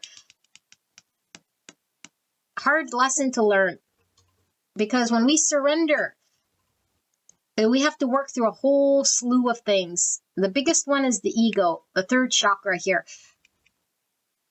Okay, when we get humbled, when we work through our ego, when we feel put in a corner where there's nothing we can do except for surrender, then it's like we learn life lessons here. These life lessons are important in order for us to heal wounds, okay, that we can only heal through a process of uncomfortable engagement. And so I feel like this queen is a beautiful queen, by the way, okay? Could be very confident in her ability to perform, to make things happen, to manifest. And so this experience has nothing to do with manifestation, beauty, intelligence, wisdom of the mind, capacity to pull something off. Okay, and I feel like she is in a situation here which is really fantasy-like, okay?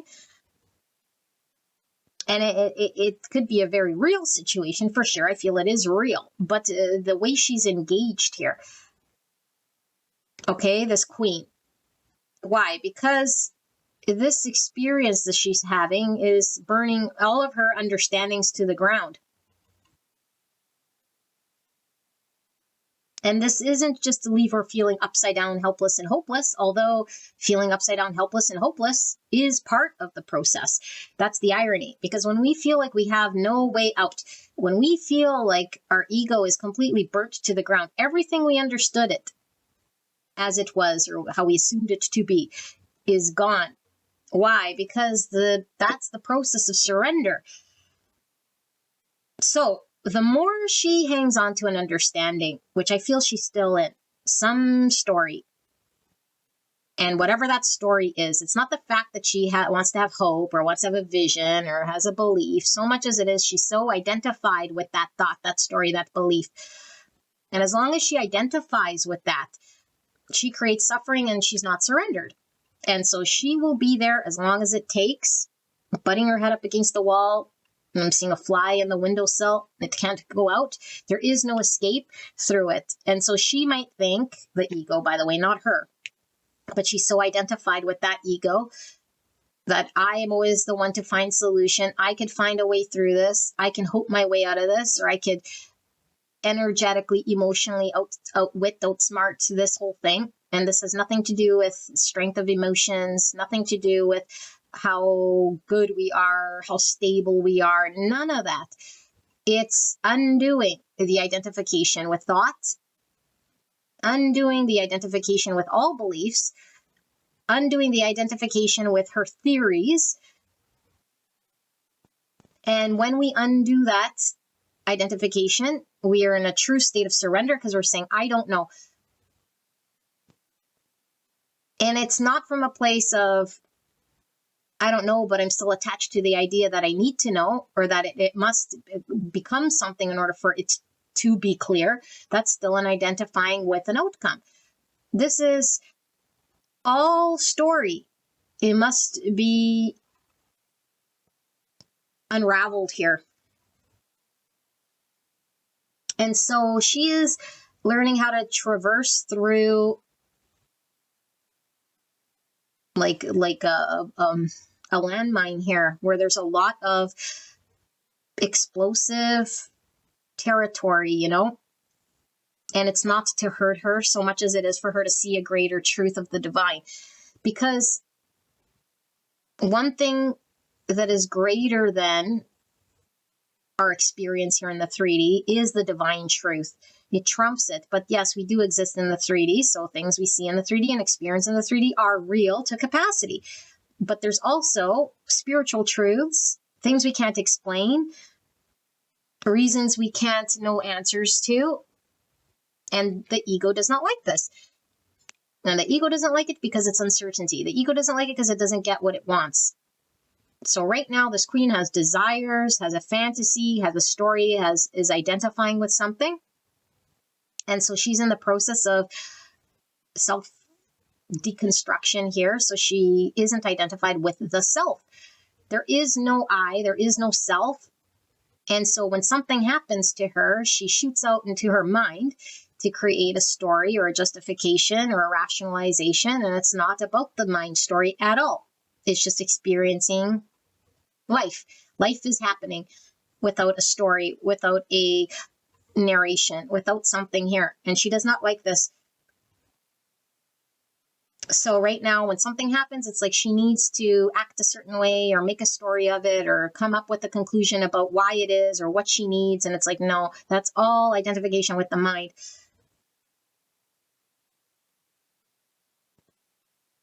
And so the more she tries to have an outcome or solve her situation or try to understand it, the more she's tangled up, because there is no understanding it at this point in time.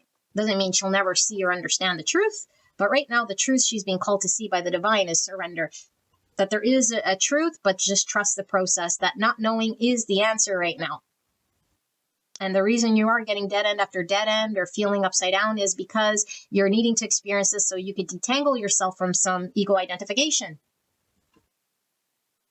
So she's probably going through an ego death, a spiritual awakening, a rebirth of sorts here. And she might even be questioning, like, what is real then? What's real about her? What's real about her situation? What's the truth? And it's like, that's still ego, because it's like, I need to understand it on a mind level. You know, what's the story that my mind can cling to and run with? No, there is no story for the mind to cling to and run with. There's just dissolving all attachments, because there is no I that's on the other end of it. That's just a figment of our creation, that I have an I within me and everything out there is separate from that I. So I create separation,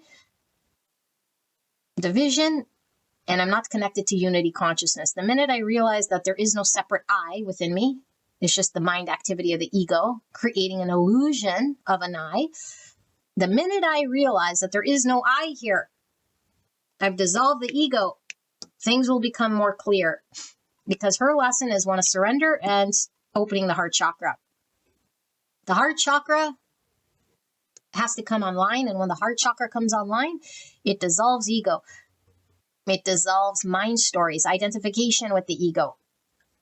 And so we learn of unconditional love. The mind doesn't out-talk us why we got to stay there or what we got to do. It's just the heart comes online. Compassion comes online.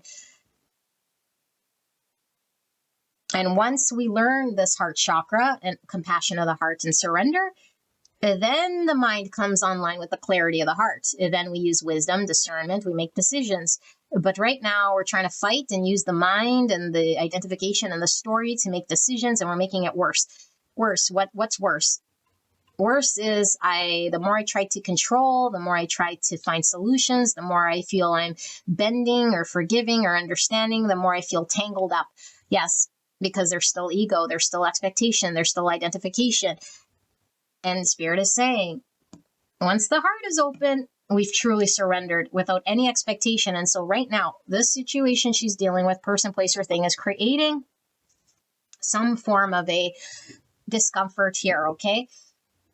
And so this other energy over here, I'm kind of really seeing it more from the context of why it's happening to this queen person, so much as I am seeing it from the angle of this sulfur person, let's just call it. Okay, but it's like this sulfur person or circumstance that's happening for this queen to have this awakening, this ego death. There's a lot of facets to this as well. Multidimensionality, which means there could be multiple truths here. Okay, and the mind can't hold all of these truths together when it's too narrow or when it's too hung up on an identification. It tries to discard what it doesn't like, and then it hangs on to things that make sense. But it's like, no, just because you discard it doesn't mean it doesn't exist. And so this part has many realities coinciding together because it's multidimensional, which queen cannot rationalize. It's like, how could there be this and that? It's like, because there can be. Because there can be. And so the sulfur person holds many different sort of things about it. That might not make a whole lot of sense here. Okay, and so it's like, how do we understand the underworld? Sometimes it's just saying it's not for me to understand, you know? And so I feel like there is an energy here of this sulfur person who seems to be, with this Mercury, more of a concept, a fantasy, a story, an idea of the mind.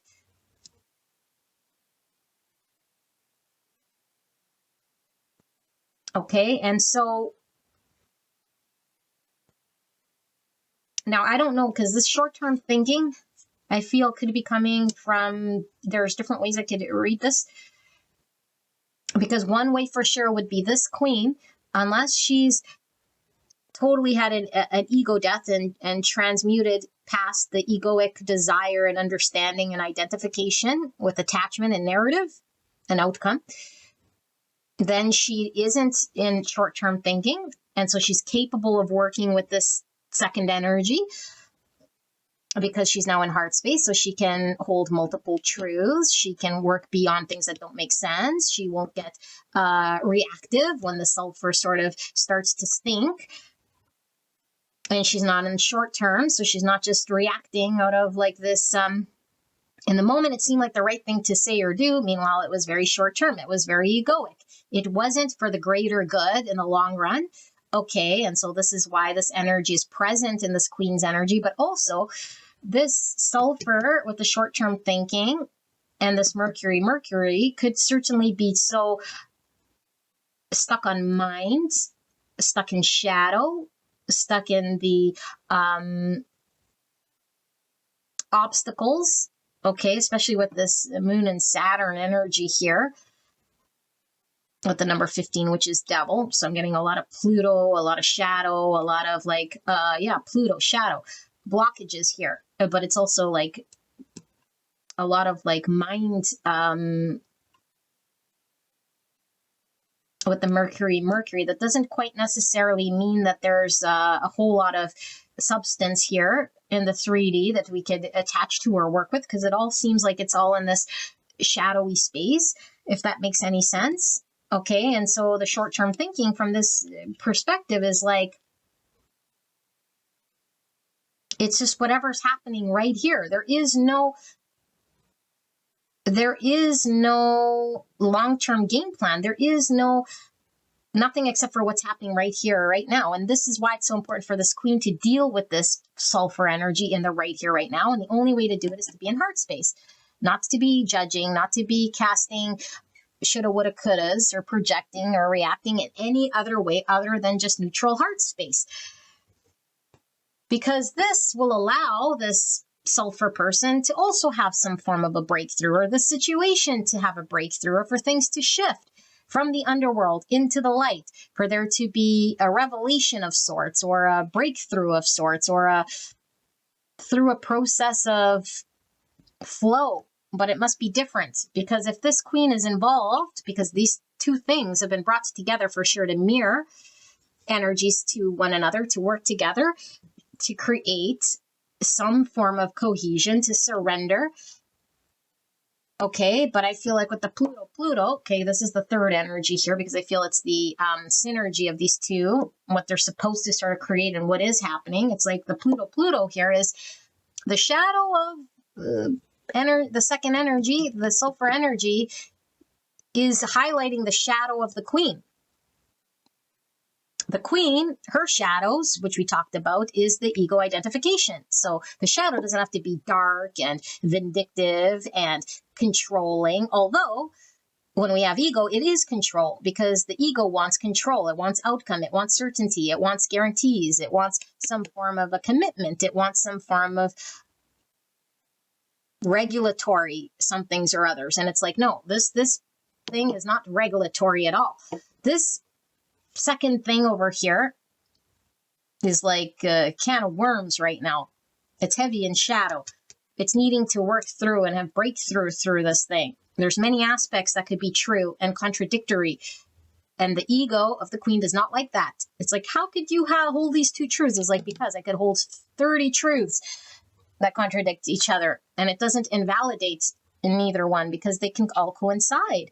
But what does that mean? That means that the sulfur person could be completely confused and completely like in a can of worms. Just because we have 30 truths that could all be sort of true in our world, it doesn't allow us to be pointed and direct. We might have to sort through what is the greater truth for me? What is more aligned with authenticity?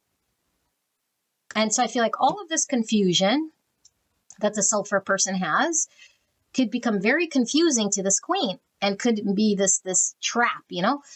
And it's like, but the queen's like, well, I can use my logic to sort of weed through all of this like can of worms, but it's like, no, this doesn't require logic at all. It doesn't require her going through all these truths and picking the ones that she thinks are more heavily weighted or more make sense or more in line with something that she thinks is okay. No, not at all. It's just engage here with an open heart to what is. And what is right now is a whole confusion, is a whole can of worms, is a whole mess here. And like I said, it could be two aspects of self. It could be her battling her shadow world, you know, or her battling a mirror that's put up in front of her.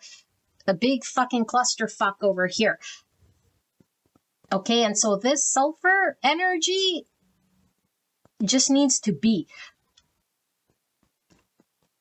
And it needs to be in order for it to get sorted. So it doesn't need anyone to sort through it proactively. It doesn't even need logic, because I think like there's a lot of turning of logic here that's not doing anything except for creating more confusion, more pressure.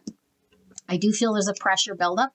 I do feel like there's a burning and turning. I do feel like there's a heavy fantasy thing here.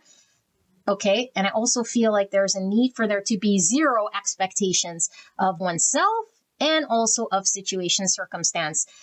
And when we offer help to another, it's just, I'm here to listen and offer of my love and my compassion without it draining me or pulling at me. And if it is draining me or pulling at me, then maybe there's still some sort of egoic expectation or an understanding that I have here, because there is just being and learning how to be. That is the truest state of surrender. How to be with what is without trying to change it, force it, coerce it, or will it to be something that it's not.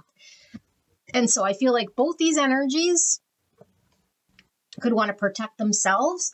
It's like, I want to protect my energy or my sanity or my belief or my understanding. And so there could be defenses coming online. There could be defensiveness. There could be a lot of assumptions made. But instead of like, and maybe like clarifying it, it's like, I'm just run with that assumption that I know, or that my ego is right, or that my story is right, or that what I think about this person or the circumstance is accurate. And so I'm going to act as if.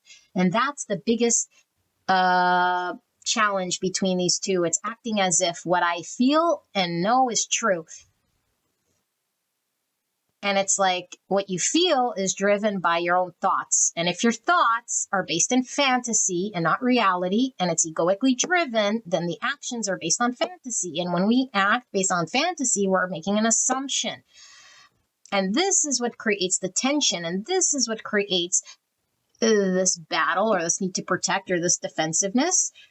And so these two are learning how to communicate with one another. Now, with words, yes, but also energetically. How do we work with another that's on a complete different sort of page or understanding? Now, we could just run away and close the door and say, it's too much gobbledygook. I don't want to deal with you.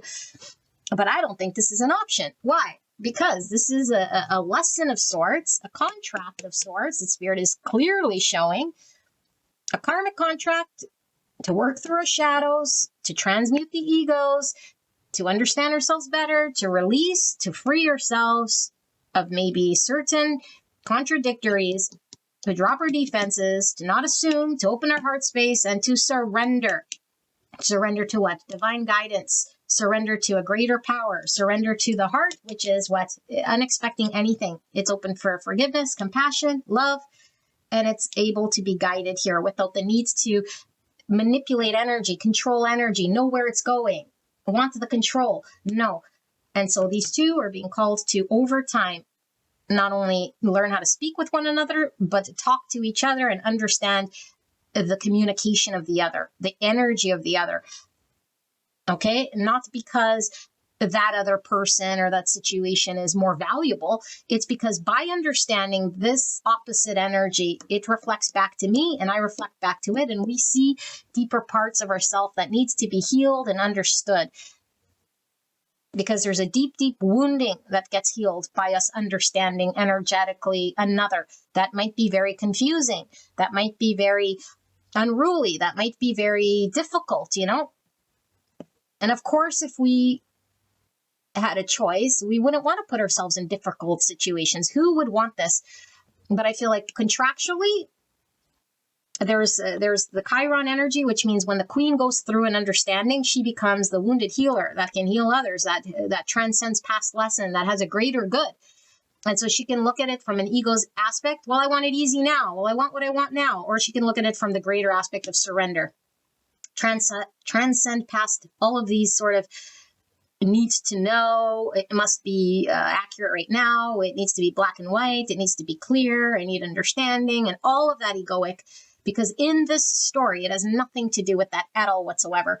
This is nothing that we can just outsmart with logic using an ego. No, it gets more confusing. It gets more heavy. There's more assumptions made. There's more defenses. There's more confusion. There's more shadow. There's more triggering. And it's designed like this for a reason. There's a contractual agreement here. We will both learn to surrender. We'll both learn to see through our own shadow, our own ego, our own confusion, our own mind story. Because this 3D world is the short term. And what's the long term? The long term is the spiritual growth that is provided here with this Chiron. It's the spiritual growth. I become much more heart-centered. I become much more less egoic, seeing through my own shadow, my own triggers. That's a longer term thinking. It's not just about in this lifetime me gaining what it is that the ego wants. And so when we come from that angle, I want, in this 3D world, this sort of an understanding or outcome is very narrow. It's not long-term thinking. And this is about long-term contract here, okay? So now let's use the tarot and clarify with this queen. So I don't think I said any signs here, I don't think, but we have Gemini, Capricorn, and Libra, Pisces, Taurus, and Scorpio and Aries, and Virgo, and Cancer.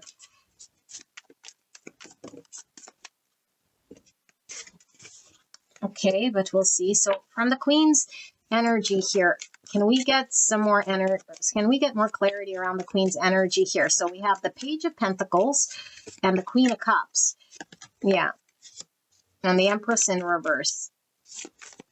So we have Cancer, Scorpio, Pisces, and this Empress in reverse is Libra, Taurus.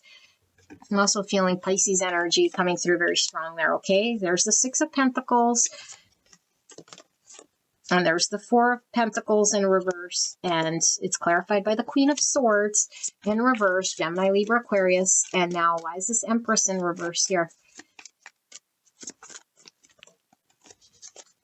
We have the Page of Swords, and then we had a bunch of cards that went flying here, which I'll see shortly. Bottom of the deck is the Emperor, right here by the reverse Empress. Okay, so Aries energy. We have the Eight of Wands in the sideways position, the Temperance, Sagittarius, and the Two of Pentacles. Okay, give me a minute to channel this. What's under Emperor? We have the King of Swords in reverse. Look at the King and the Queen of Swords, the Emperor and the Empress. Divine counterparts for sure. It could be pulling through here, okay? But again, could be aspects of self, the masculine and the feminine.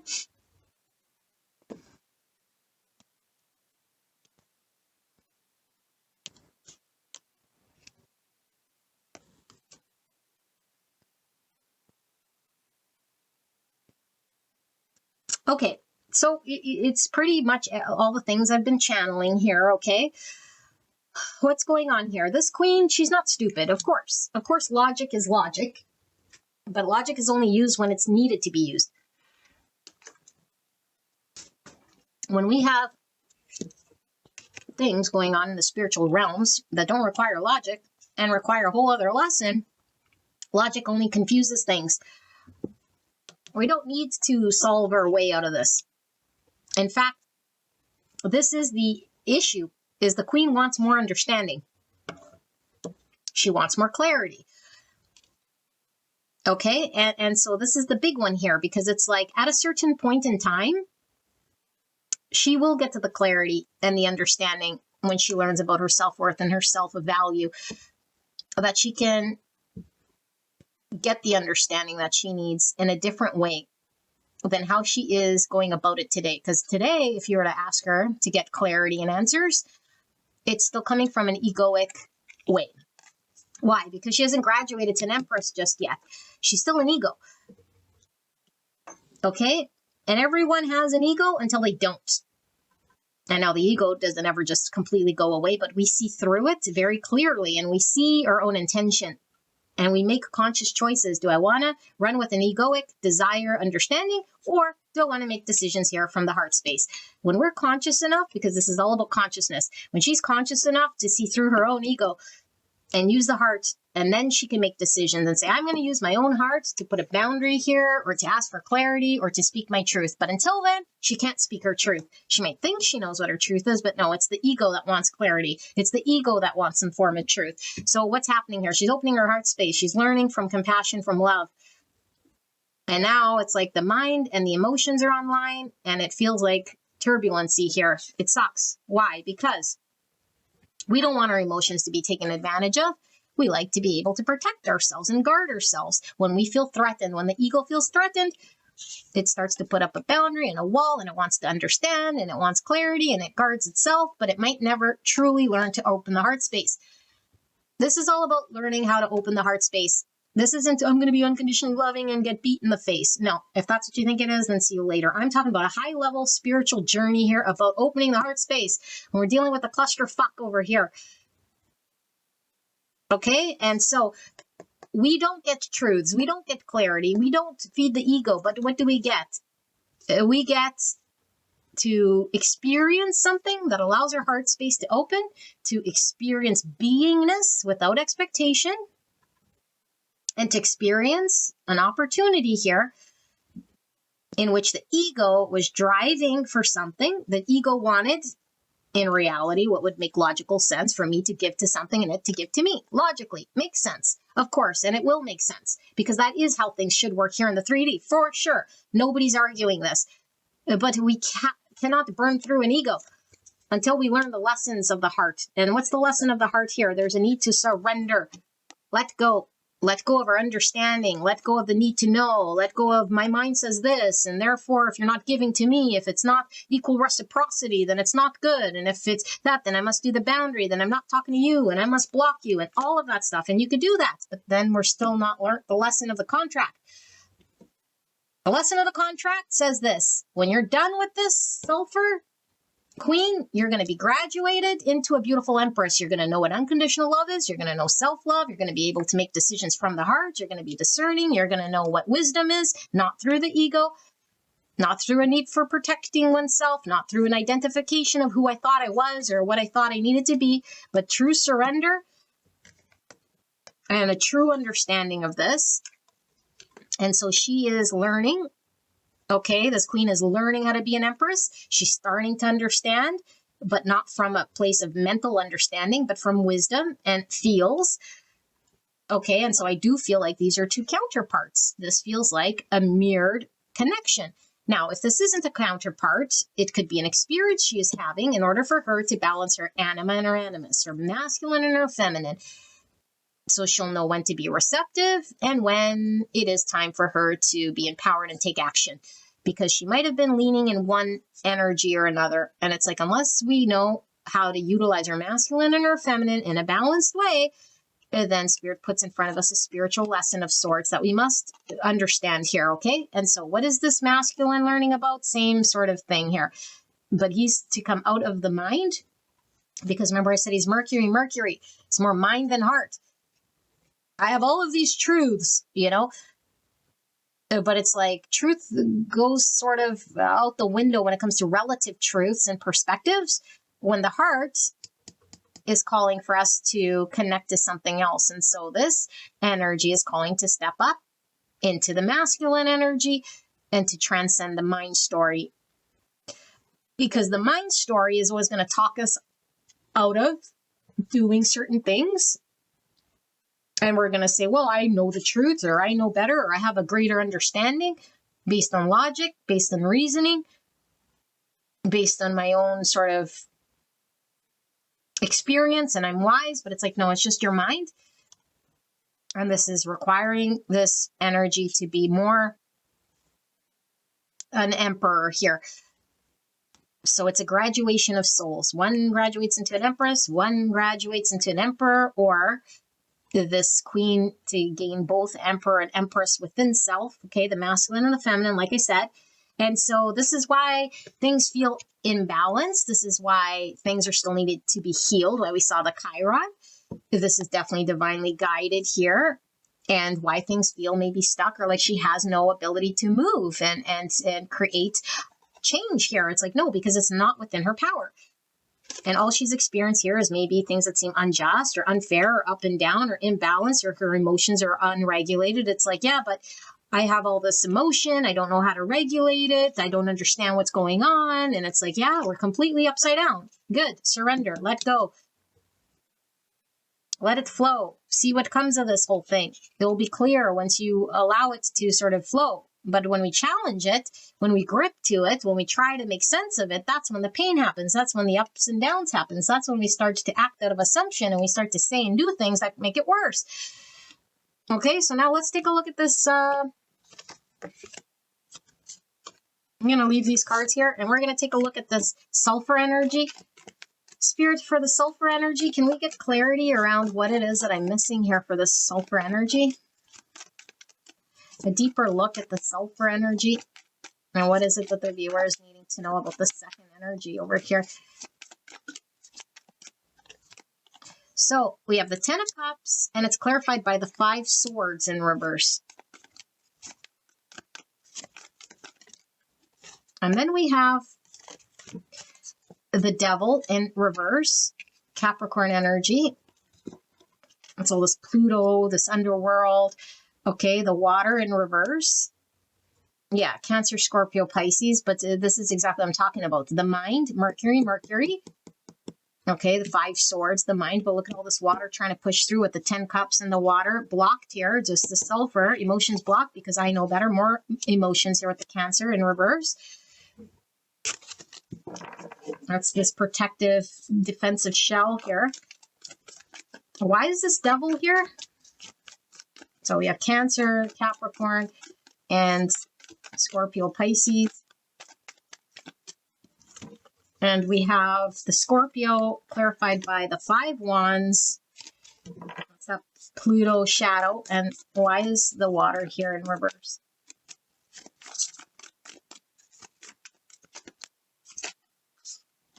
And we have the 9 of Swords in reverse. Okay. Then we have the Taurus. So the sulfur is a very, very stubborn sort of energy here, okay? And it definitely could have a understanding of what they believe to be their truth, okay? Of whatever floats their boat or makes them happy or makes them tick. And there could be a very selfish energy about the sulfurish person, okay? Now, this sulfur person has a deep, deep shadow wound here, which doesn't allow them to connect to heart space and feelings and emotions. It's almost like this person is like, feelings don't have to exist. They're useless. It's just in the mind, and that's all it is. And now, there is this engagement with this queen. Okay, regardless if this is a person or not, I don't know, but this is how the energy is coming out. And this queen is challenging everything here because there's a potential of a 10 cups connecting to the heart space, really in the feels here, deep, deep, deep. And it's like I have deep, deep, deep, deep, deep wounding that makes me defensive, that keeps people out, that keeps me guarded. And it's made my wall of defenses that's made me fight and sabotage love or connection or people coming in or understanding me or showing my true feels. And now I'm in a world of confusion here. I'm in a can of worms. It's like contradictory to everything that I thought to be true. And now it's like this heavy anxiety because it's like, what happens when our world gets turned upside down and we experience something else? Do we pretend it's not real? We can be in denial, but when it breaks open, we have to admit some sort of truth here. There's a whole bunch of emotions that are being stuffed down here. This person's pretending it doesn't exist here. And it's like this way to cope. This is the way I've always coped, you know? And so this person could certainly be using all forms of distractions, denial, and could certainly be somebody here who uses substances, okay, or immediate gratification, because when we suppress our emotions or the thing that speaks to our heart, it's like we'll do the next best thing or the superficial thing. So the superficial thing, I don't know, physical thing, you know, whatever this is, the drinking, the partying, sex, drugs, rock and roll thing, because it's like at least I scratch the itch somewhat, but it's like it's not a deep connecting to a heart space here because I've traded my soul to the devil here because I have another understanding. But really, is it an understanding or is it a defense mechanism? Because I have a pain that's going on here in the shadow world. And so now this queen is creating all sorts of conflict. It's like, whoa, how could there be contradictory energies here? I'm totally conflicted because my rule book told me one thing, but my experience is telling me something else. Boop, boop, boop, don't compute. Now I'm going to have this like smoke breakdown in my mind. And it's like this obsessive, can't eat, can't sleep, totally obsessive energy. But I still want to block my feelings as much as I can here and be defensive about it because that's the only thing that can guard me. So I'm angry or I don't know, creating all sorts of sabotage here, you know, but it's like, but the only way that this person or this energy could have reached this state of complete sort of boom, if you will, I need to push out energy for there to be a realization is there to be a potential of a beautiful 10 cups here and an understanding of this whole thing.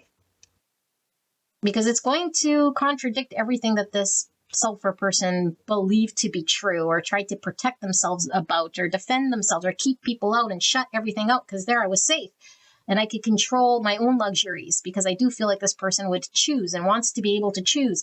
Like, I don't know, again, like, I don't know, I eat certain things, I can engage with certain people, I'm like doing certain things in my world here that makes sense to me, that I find luxurious, and the minute it like can have control over my world, it's now a threat and it doesn't feel good, even if it's true love. It's like, whoa, it's a threat. It's a threat here. It's not going to feel good. I don't trust it. And so they're learning surrender. Surrender what? Open the heart space. Feelings exist. You can't control them. You're not a robot. So again, this contract to heal whatever this wound was or whatever this coping mechanism was. Okie dokie. So now let's go to the third energy and break that down. Spirit, what's going on here with the third energy for this group for pile number 2? Prudence. Yeah, it's almost like this energy totally of like giving from the heart space with zero expectation and not, I don't know, buying our own narratives, our own mind stories. We're having to take a look at ourselves here with this mirror through the mirroring of the other's engagement or through what has been happening through an honest way. at ourselves. It's like the answers will only come from ourselves by looking at ourselves. The Sagittarius in reverse. So Sagittarius is all about our will to go after our dreams.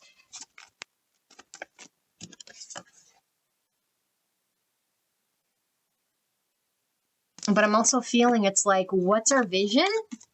If we are in ego and we haven't dropped our ego, or if we're too wounded, it's going to get in front of our future and what we could build for ourselves because we're driven by ego, or we're driven from the pain body, or we make decisions based from the pain, or we make decisions based from the ego. And it's like, no, there's a purpose here. We're needing to be in line with the life's purpose. Spirit wants to put both of these people in line with life purpose once they learn about unconditional love. Unconditional love of self equals unconditional love of other equals I am other. Justice in reverse. What did I say? Right on top of the contract. Okay, karmic contract, a lesson of sorts. The universe says you will learn what unconditional love is, what it means to open up the heart space, to not have any expectation. And once you see yourself, you see other clearly. Look at the world. So unless we close out this understanding in the cycle, we're in this painful process, painful process. Six of Swords in reverse. We don't move forward. We can't move on with our life purpose. Our life purpose, both of you guys, or whatever, the life purpose through this lesson is one of seeing other as self, opening the heart space, zero expectation, and being on that life path purpose, which would have been blocked had we not learned and closed out this lesson. We would have been stuck in self-sabotage and ego, in, I don't know, another world that was someone else's world, not our own. And so our whole world had to be turned upside down. We had to question everything about us, about other. And there's the Queen of Wands and the Leo. So both of these are ego cards. I got one more here. And the Knight of Swords. So Leo, Aries, and Sagittarius. And there's the Chariot, Cancer energy. And under that we have the King of Pentacles, and he's in reverse. So what's this talking about? Spirit is really, really emphasizing here, okay? The energy that when it comes into balance, it is not from one or the other. It is not solely ego-driven. It is not solely feminine-driven. It is not solely masculine-driven. It is not solely just on basic instinct, animal instinct. None of it, but it's a balanced way. And Spirit's really talking about us having to see through our own mask, having to see through our own egos, having to understand our own value and our own ability to manifest from a place that's not from ego, that's not from just reactions, assumptions, and a need to really confront what we need to confront about ourselves through reflection of other, and be really honest with ourselves and confront what we need to. Integrate the shadow so we can have success and movement forward on our actual path of victory. There's a path of purpose here, okay? And I feel it's for both parties, okay? Or at least I'm reading for this queen for sure. Whatever she's experiencing here, it's to give her a reflection of self so she can get on her path or purpose with aim. And it fires her up here, but it's not driven from the ego, like I say. And it's not this sort of instinctual energy that's going to be driven from the shadow or reaction or assumption, but it's still an animal instinct, meaning the universe drives me. I feel an innate fire in my belly to create and manifest, but it's conscious. There's a hunger to manifest and create, but not from the ego, not from the mask, not from the identity I created, because I was able to confront that. I was able to see myself truly, and I was able to ask the tough questions here and integrate those shadows. And because I feel like the future, the success, and whatever it is that these two can build, okay, or her specifically, for themselves, is hindering on this lesson, this karmic lesson. It has to close out. Otherwise, we'd be stuck in some dead-end job or dead-end world, or not creating something here that's long-term. Okay, and so this is what Spirit's talking about. So because I did it for the other, I'm just going to do sort of a final say here. Not really a final say, but more like a wrap it all up outcome. Wrap it all up. So we have the Five of Pentacles in reverse and the Two of Swords. Spirit, what does the viewer need to know about this energy? Five of Coins in reverse, Two of Swords, Three Pentacles in reverse. Eight of Cups, Four of Cups.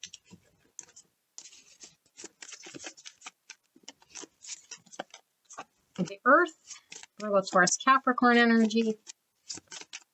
What does the viewer need to know about this energy? And then the Capricorn in reverse. And the Pisces under that. And under that, we have Death in reverse, Scorpio. Okay. Just give me a minute here to sit with all of this energy. Five of Coins in reverse, Two Swords, Three Pentacles, the Earth, Eight of Cups, Four Cups, Capricorn in reverse. So Spirit is talking about the lesson of sorts, okay? I feel like when we're in the 3D world, we can't see beyond the 3D world. And it's like, what can you do for me lately? What's going on in front of my nose? What do I see in front of me? Who can I work with? What can I build in the 3D? That's one way of seeing it, for sure. It doesn't make it wrong, doesn't make it right. But this lesson has nothing to do with who you can build with and work with in the 3D. This person, the sulfur is unruly, will not work with you. This feels devastating. We feel out in the cold. Okay? And this creates the stalemate. Stalemate. This person is not working with me. This manifestation is not happening. We can't build and create. I'm of one mind, they're of another. Stalemate. Regardless who's right, who's wrong, who's perception. It's all perception. It's all ego. It's all pain. It's all shadow. There's no right. There's no wrong. There's a stalemate. And when we're in stalemate, we get a choice. What's the choice? To open up our heart space and just let things be as they are. We can't force it through ego. And if we're emotionally dissatisfied and we let things be as they are, we have the choice consciously to walk away from emotionally doesn't satisfy us. If situations are rejecting, we have to understand, am I rejected here really? Is this my ego being bruised? Is this my mask falling away? Am I acting from a place of hurt, protection, rejection, defensive? Is this why I'm walking away? Or am I truly understanding situations here that are put in front of me in order for me to really understand myself? Because when I'm not triggered, when I'm fully at the capacity that I've learned my lesson, nothing will trigger me here. I won't feel rejected. I won't feel hurt. I'll just see, wow, this is somebody who's confused, or this is somebody who is stuck in devil, or this is somebody who isn't making any sense. But the last thing I'll do is, oh, separate. Why me? Why don't they want to work with me? What's wrong with me? They're rejecting me. I'm emotionally dissatisfied. I'm overgiving to this situation. Once we're in this energy, we know we still carry ego and shadow. And then we're still stuck here. And Spirit is saying, you don't need to be stuck. You need to be grounded and rooted in reality, for sure. But the reality and the grounded and the rootedness comes from understanding the ego, shedding what no longer serves us, letting go of what we need to, identification, concepts, judgments, misconceptions, past stories, expectations, everything goes when we open up the heart space. And this is a two-way story here. Two-way. Because whatever you're involved with, whomever you're involved with, is also learning lessons of self, whatever's specific to self. So you learn lesson, they learn lesson. Okay? And I do feel it's very tied to emotions because it pulls at us. Why? Because our heart needs to open. We need to learn about surrender. And so why does this keep going on and on and on? And on and on and on. And Spirit is saying it goes on and on and on and on and on and on when we are stubborn, resisting, and forcing things in a certain way. But when we flow with what is, when we learn lessons with what is, when we stick to what it is that we're understanding Spirit is wanting us to experience, even if it feels uncomfortable, we'll get there faster. And so not to resist and to understand that this is all to give us direction and purpose. Okay. And that Spirit knows exactly what it's doing. It's rebirthing us in a new energy. And so I feel like you might have had to endure something here for some time. And maybe you have walked away, but it's like Spirit saying, check. Are we rejected truly here? And I don't feel the situation would be emotionally fulfilling for sure, because I feel like it's a stalemate. We couldn't build something here. And it's like, well, it's just factual. It's like, yes, but this lesson is about heart space opening. And this lesson is to say, if our emotions and our mirror that's held up to us is telling us an untruth, okay, and what's that untruth? That I'm rejected, or I'm left out, or that something here innately with me, or how they're making me feel, even if I'm saying it's their fault, but how's it making me feel? Because Spirit is saying, if it's lack and separation and rejection, and out there they created something, and now I'm angry or upset or feel left out in the cold, then that means we still have ego. That means we still didn't learn the lesson. That means I still have these feverish nightmares here. And it won't go away until I learn this lesson of understanding, because you're on a very spiritual journey, okay, of opening the heart space, closing out this understanding, working through the Pluto, holding this beautiful mirror up, so that you can become a beautiful empress. And if you can't, then woe is me until 2050. All right, beautiful angel, this is your reading. I hope this helped you. I love you very much. You'll see you at the next one. Bye-bye. Pile number 3. Welcome to your reading. We're looking at 3 energies. You, a person, place, or thing, circumstance, and then a third energy influencing. Could be another person, place, or thing, or influence. Okay, all 3 energies could belong to you. Okay, like I said, could be person, place, or thing, but you have to resonate with one of the energies being your energy. Otherwise, it's not your pile. Okay, or it could be someone you know. But either which way, one energy should belong to you so that it makes sense. So let's take a look and get as much as we can here laid out. So for the first person here, situation, circumstance, you'll have to choose which it is, okay? We have Jupiter with the number 6. And then we have the sustainer, number 24, or the number 6. Again, right? Yeah. No, sorry. Yeah. Oh my goodness. I'm sorry, my math is horrible. So 66 is a master number. Service is a source of joy in which one pours from an overflowing cup, not martyrdom.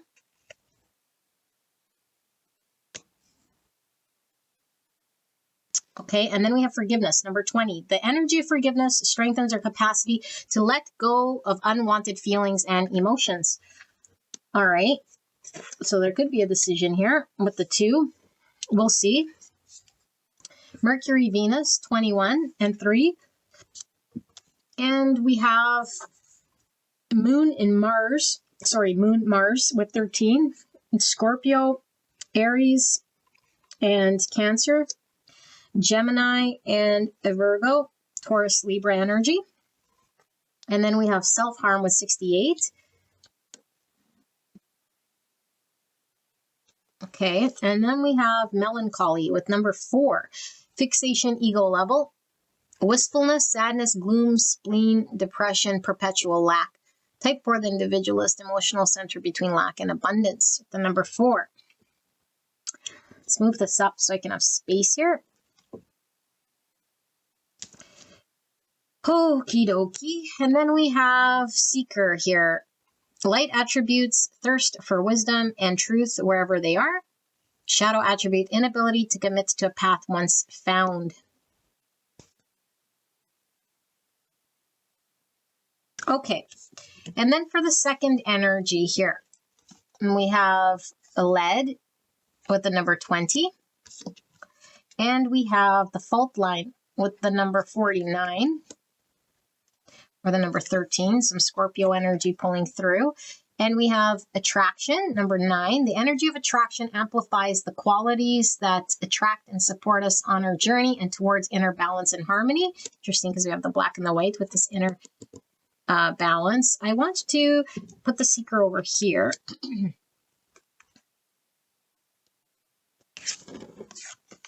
Because it's giving us a little bit more room here.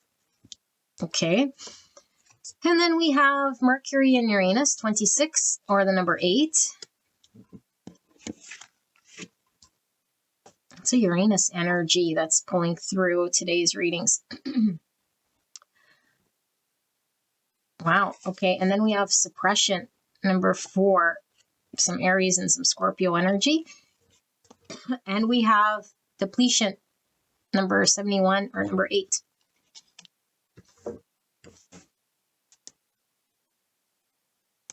And we have the leader, 86, 8, and 5. It says, trust your instinct, inventiveness, courage, authority, embodiment, sharing, and exchanging. Type 5, the observer, thinking center between interior and exterior with the blue, which is the throat chakra. I feel I need to put this somewhere, but I'm not sure the best place. Right there. Sure. And then we have beggar, light attributes, confronts empowerment at the level of physical survival, awakens the spiritual authority of humility, compassion, and self-esteem. Shadow attribute, dependence on others to the exclusion of effort. Dependence on others to the exclusion of effort.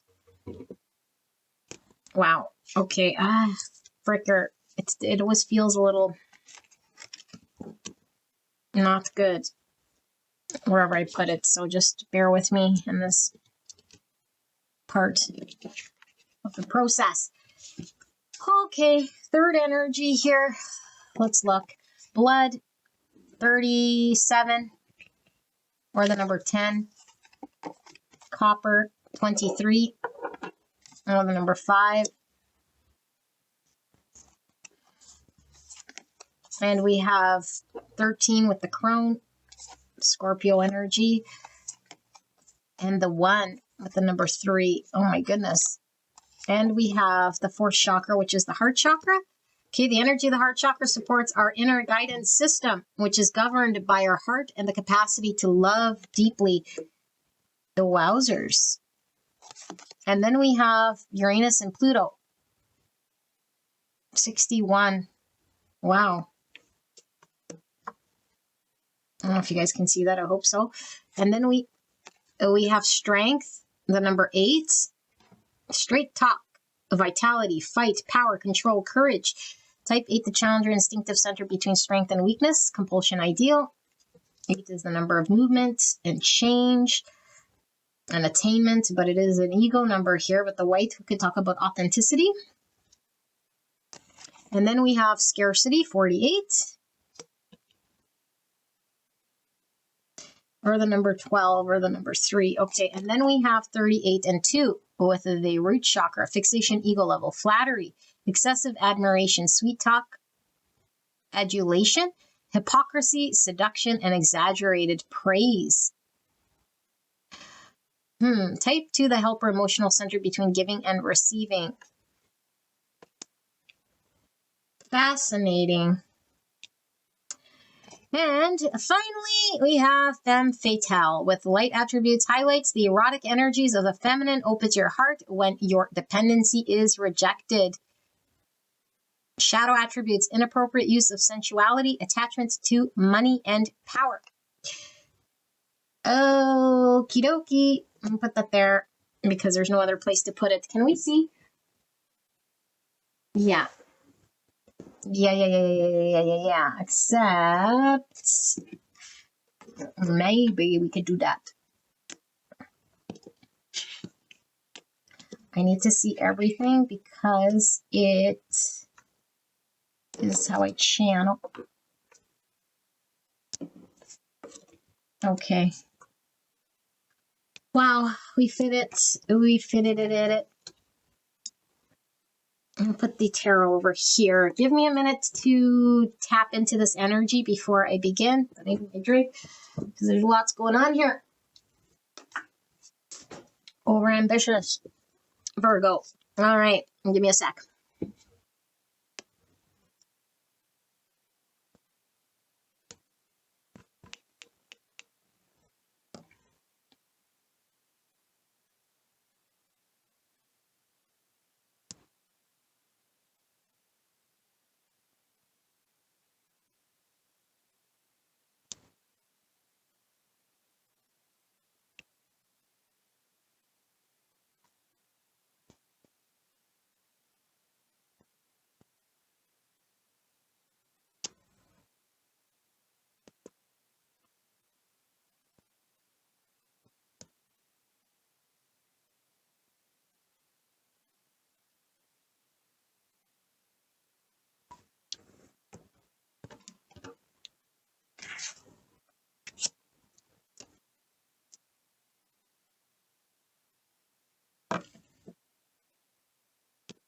Gosh.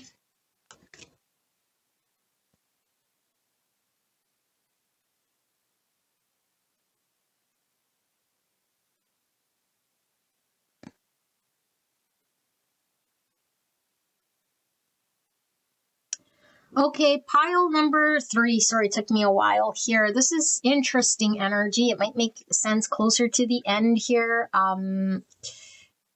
Once we get through all the 3 sort of energies here, I do feel it is you and other, and then sort of a purpose, reason, or what's going on. It kind of is playing out like pile 2 in some sort of capacity here, but you'll have to attribute whether it's person, place, thing, or circumstance for energy and which section you are, okay? This energy, which I'll call the sustainer, because I do feel that speaks a lot for this energy, which I do feel is you. But let's just read this energy. Okay, so the sustainer here.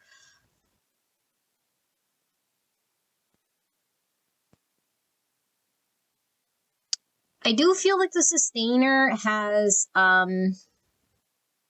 very good intention, you know?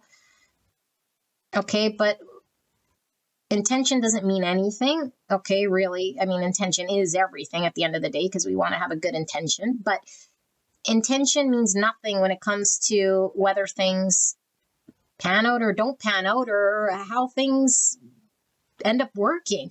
In fact, sometimes when we try to do something in order to keep peace or make something or keep something sort of okay, it could be more harmful. And so this energy that I'm really tapped into here, there's like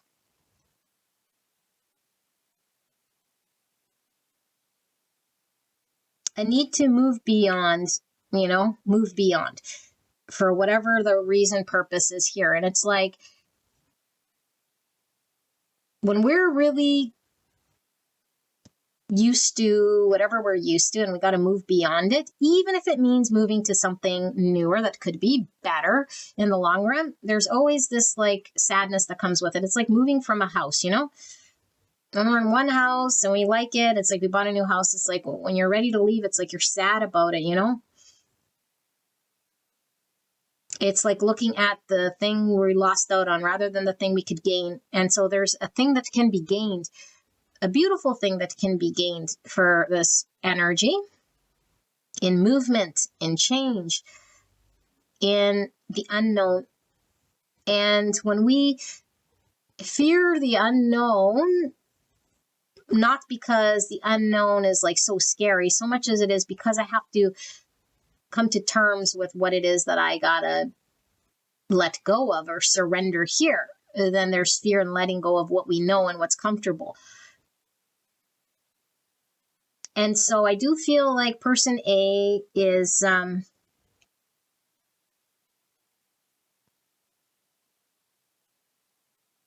being called to walk a greater line of truth here. And I think that person A would rather commit themselves to whatever circumstance because it's maybe familiar, or maybe for whatever reason, maybe they told themselves something, maybe they feel like they deserve that. But I feel like there's something missing in the path that they've been engaged with or the situation or circumstance. Saying self-harm here, and in the sustainer, this is somebody who is upkeeping a world, holding everything together, but it's at the expense of something else. And so at the end of the day, there's this missing out on something greater, bigger.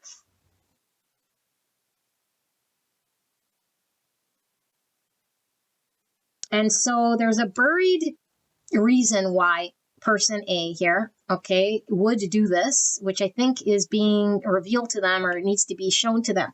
And it's coming through as this forgiveness energy. If we feel like we have to put up with something, or we deserve to stick it out, or whatever belief we have to make something work, and if it doesn't, it's my fault, or I'm the reason why. It's like, no, we're carrying something here that has to be let go of and forgiven in order for us to allow ourselves to move beyond playing small, even if that means jumping into the unknown. And so I feel like there is a truth that person A might have not have admitted to themselves. So there is this trying to convince oneself why they need to stay or do what they need to do or stay, and try to convince themselves to believe it, but it's not true or authentic, and it's not going to drive change. It's not going to be aligned for their greatest good. It's not going to be aligned with their purpose. It's not going to benefit them any more than what they've already sort of experienced here. Okay, that's how this energy is coming off. And it's like, once you accept that you can move on and forward, even if it's in the unknown, it's like you will uncover something that could be aligned to what you're needing and wanting here. But first, you must let go or accept some form of movement in your own world rather than stagnation or an idea. But there's this idea like, I will never find it out there anyway, or nothing else will make me happy, or it's this or nothing, you know, the be all, the end all, or I don't know, some sort of narrative that this person is buying. And it's like, the more this thing doesn't produce, it's like the more I endure, the more I'm seeing the same results here, day in, day out, day in, day out. And so I could be in that sort of let down state continuously, or I could go branch out and see what's out there. So of course there'd be a decision that one would have to take seriously. Okay, especially if it's like a big part of their world. And I do feel it's a big part of their world that they're trying to create or shape. And it's like, we don't want to abandon the thing we might have believed at one point we could make happen, or maybe we've spent a lot of time, energy, and effort into shaping something. But no matter how much more time we spend shaping something that isn't what it is, it could never be what it's not. Okay, so we might definitely have to come back here, but let's look at this person B, or this second energy. Second energy is definitely having a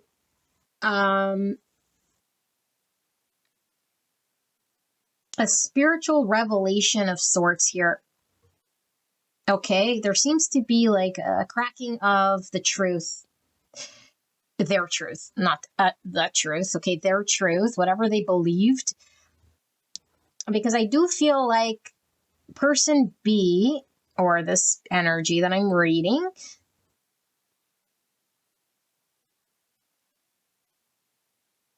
had an understanding that was very limiting to them, and it was a mindset that had to be shooken up in order for the truth of who they truly are to come online, so they could see something about themselves differently. Because I feel like the way B would engage with the world or with others was under one sort of understanding.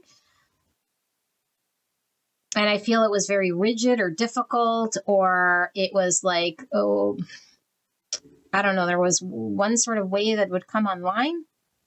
So it's either they were engaged in one way or they weren't at all. Like, there seems to be a very fixed sort of way.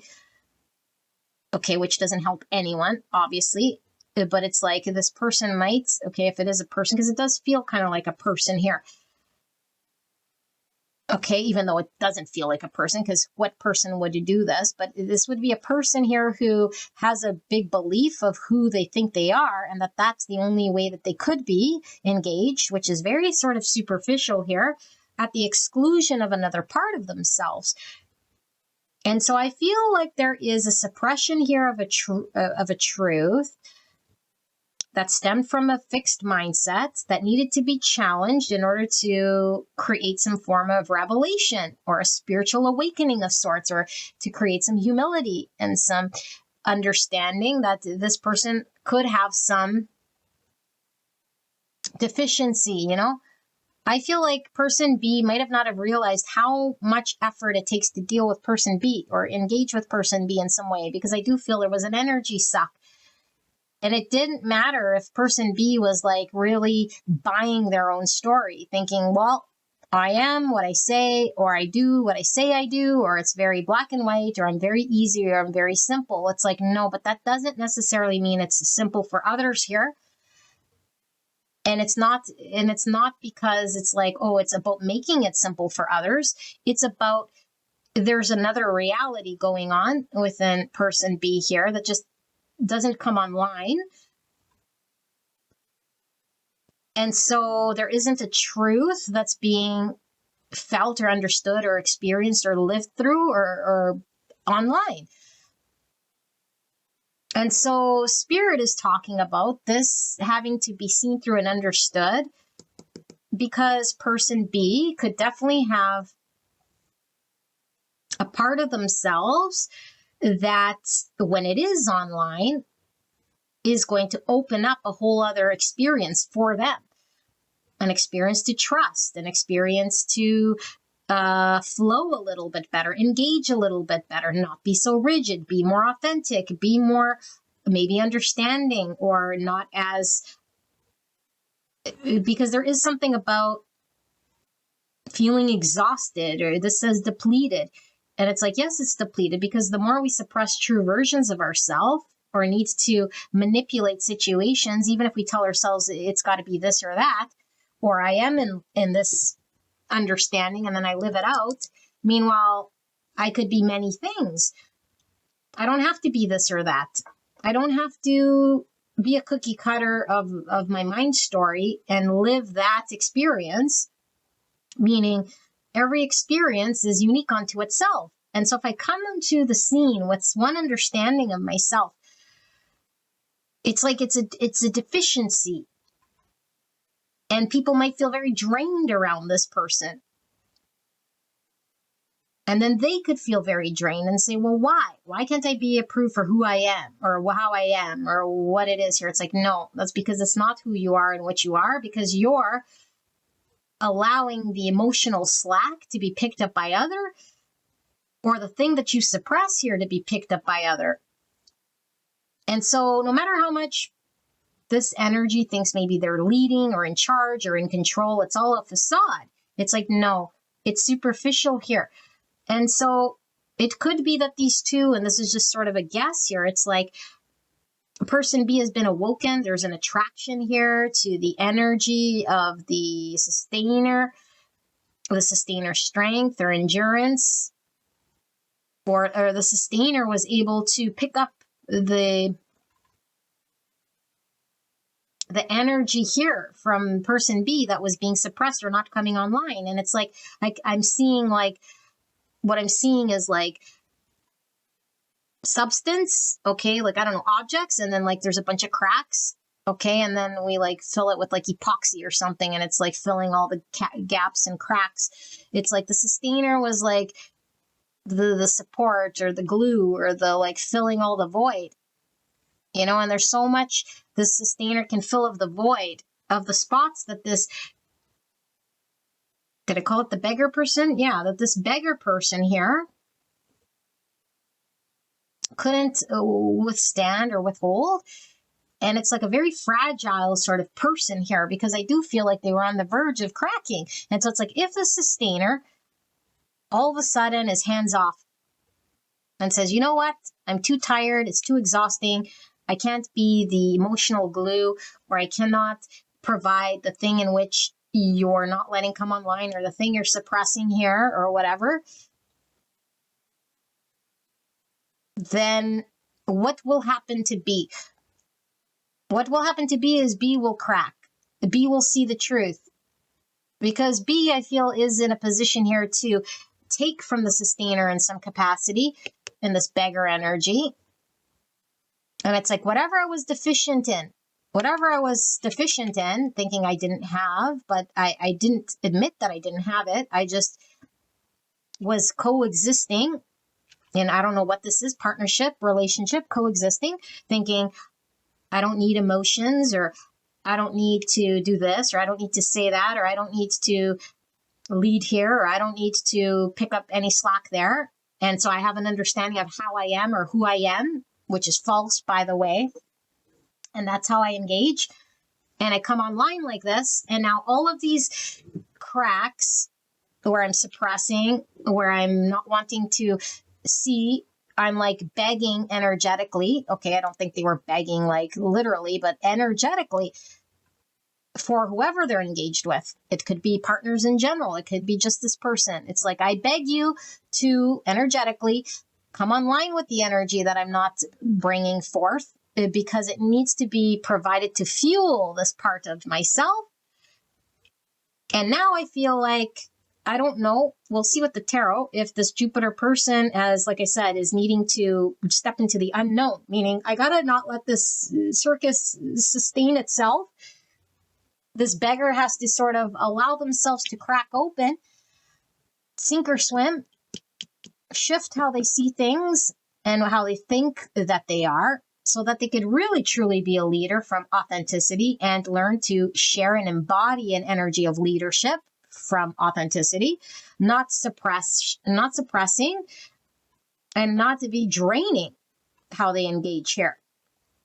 Okay, but I feel like the attraction is very strong in order for B to have such a shift here, because I feel like this is stemmed from a low self-esteem or from a high ego here, which needs humility, because it's like, I understand things, or I understand how I am, but there's an awakening that happens here, and it's one's own authority, but I feel like it's also in the spiritual realms. Okay, confronts empowerment at the level of physical survival, awakens the spiritual authority of humility, compassion, and self-esteem. So towards inner balance and harmony. So this person was not happy with themselves.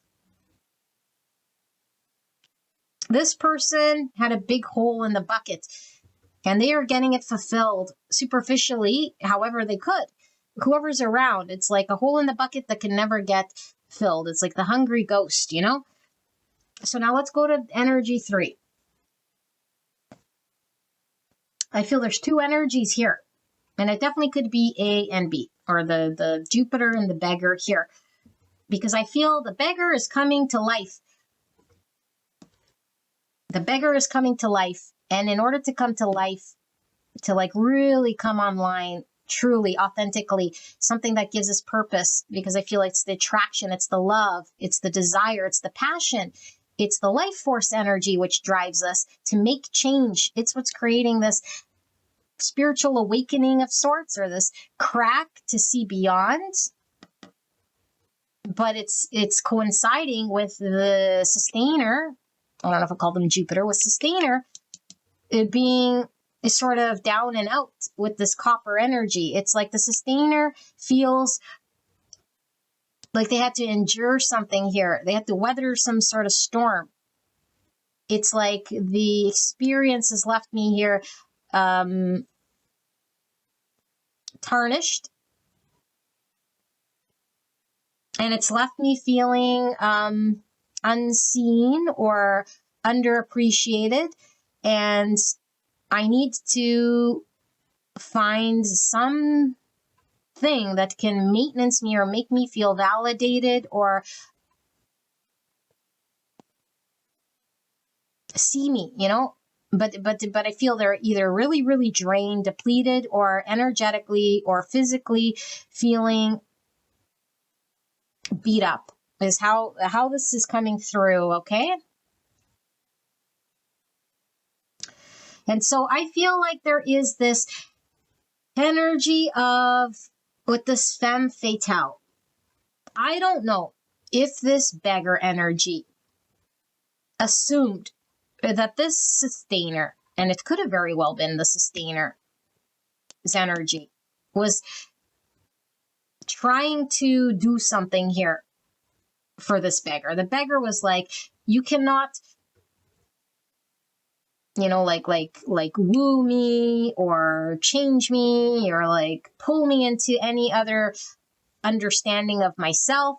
I don't want to see it or understand it. I am how I am. I am who I am. I'm very fixed. My mind is made up in some sort of capacity here. I am in power and control of my own self, regardless whether people are depleted or not depleted here in my presence. And I feel like there is this a need that this sustainer went through or has gone through, where there's this opening of the heart space feeling rejected, but also feeling like an acceptance, because I'm really feeling this in the light energy here, which says highlights the erotic energy of the feminine.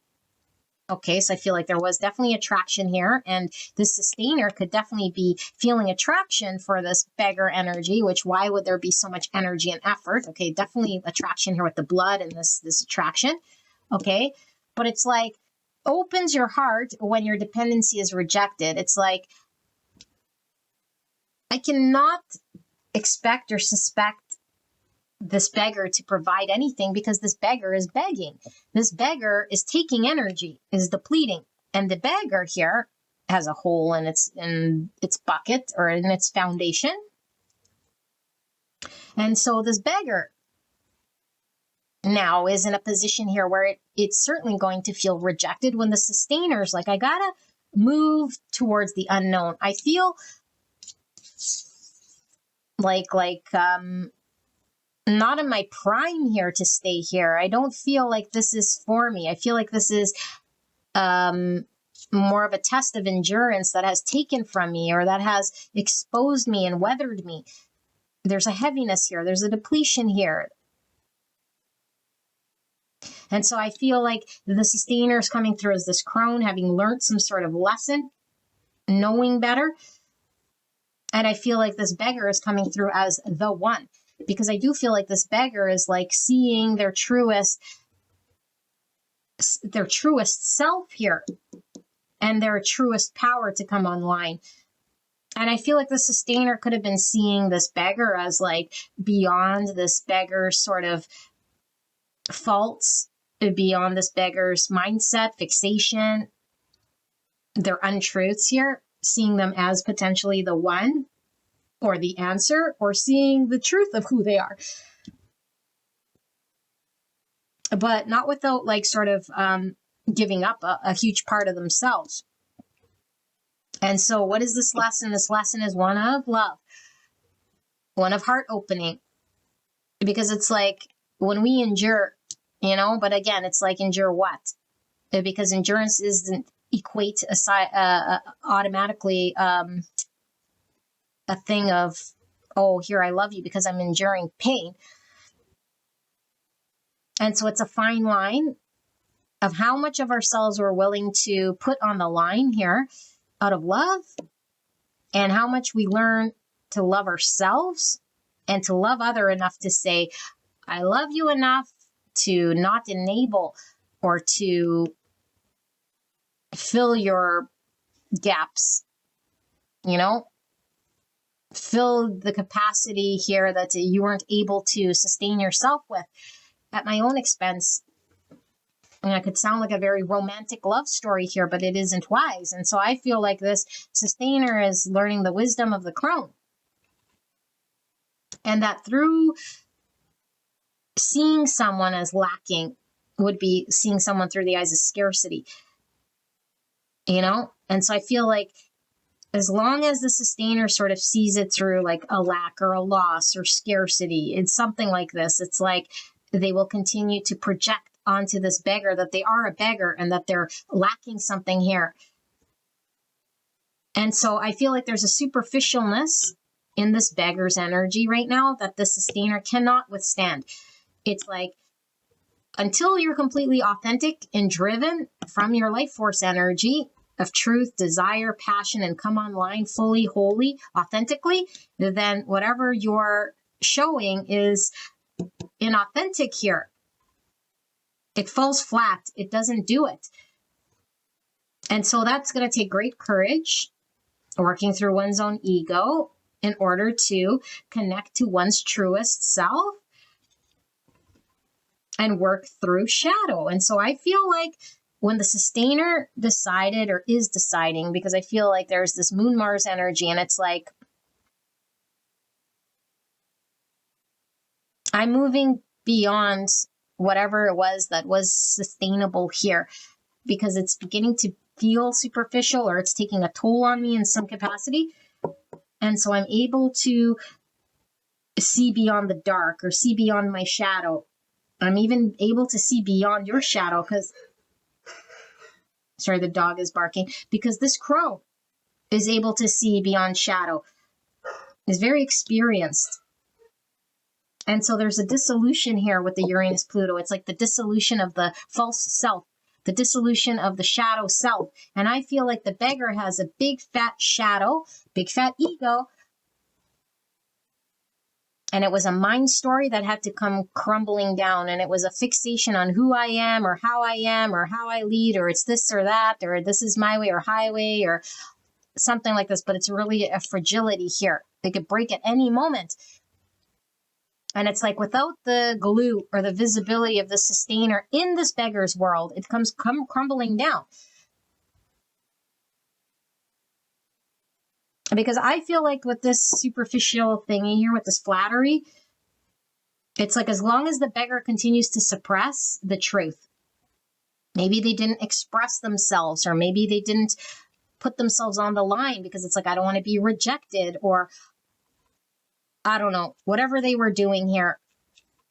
As long as the sustainer feels it's superficial and it's not coming from authenticity, it's like, then beggar is still in scarcity. Beggar is still not meeting the energy in which is from the heart space. And so I feel the sustainer is like, I cannot feed that energy.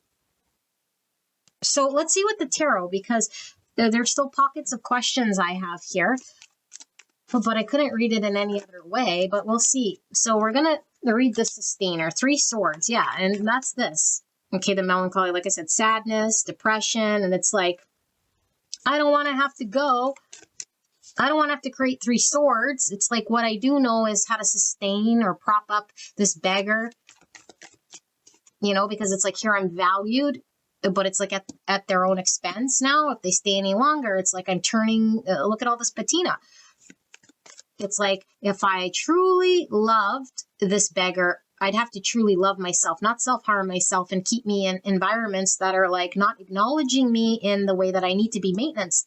Because I feel like there's a superficiality that the beggar is in that cannot step up to this crone's energy unless they are in the one energy, which I do feel the sustainer seen in the beggar as being the one here, but they need to connect to that themselves, which means connecting to the heart chakra. So 3 of Swords. What else for pile 3, person A here? We have the 6 of Pentacles. Okay, that's the giving and receiving, has to be on both sides here. The World, the 4 of Pentacles in reverse, the 6 of Swords in reverse.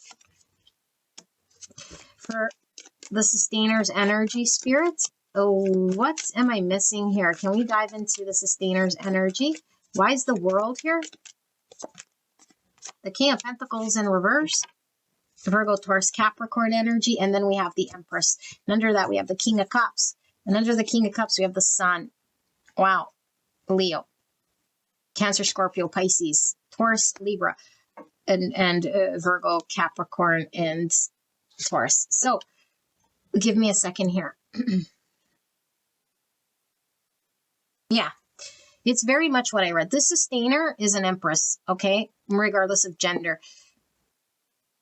And the only way to encompass Empress energy is to do things maybe that might feel very painful, but is for the greatest good of all. It's like being in line with truth. That includes boundaries. That includes not enabling. Okay, the sustainer energy is sort of an enabling at one's own expense. That's not Empress-like. This Empress is learning about balance, giving, and receiving. It's like, if I output energy, it must come to me in twofold. Otherwise, I'm going to be stuck in 5 sword situations, giving to a beggar who's emotionally draining, who might still be in superficial energies here. I have to let it go, no matter the pain, because I do feel like the sustainer has a lot of love here. It's feeling a lot of pain by releasing and moving to the unknown. It's like, I got to release my attachment or hanging on to this person, this situation, and close out the cycle.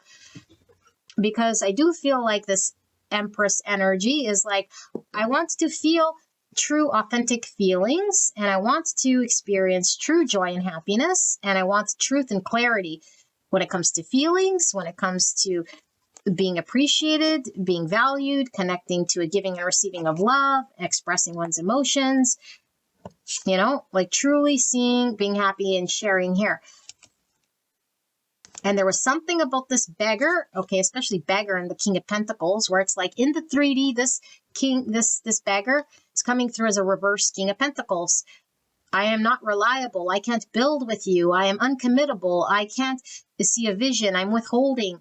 I can't invest. I can't do the thing in the 3D world here with you. And so this Empress was like, okay, well, I can maybe give to the situation or invest in the situation. But it's like, no, I can't pretend, or I can't not unsee that true love would have to be expressed and felt and experienced on both sides here. And that would be in the highest and greatest truth of the Empress, which is this crone energy. That's what this crone slash sustainer slash Empress is learning. Okay, and I think because the world here is in my future position, it's like really learning the lesson and closing out the cycle here on what we have to release for the greater good of love and truth and clarity and honesty. So I feel like the Empress has awoken, but I feel there is something very true about authentic love here. You know, the love was true and the love was deep, but it's like I cannot stay stuck in situations where it's clear someone might be sabotage or in scarcity or stuck themselves, where there is no promise of build, or where there's withholding or scarcity. They can't give to me. They can't invest. And so the only thing is to accept. And I feel like this heartbreak is in the past position. So there has been a release already, an acceptance of the heartbreak, an acceptance of I got to give to situations that don't keep me held hostage. Okay. And so, like I said, there's Leo, there's Cancer, Scorpio, Pisces, and then there's Taurus, Libra. So let's take a look at this beggar energy then. What's the beggar's energy here?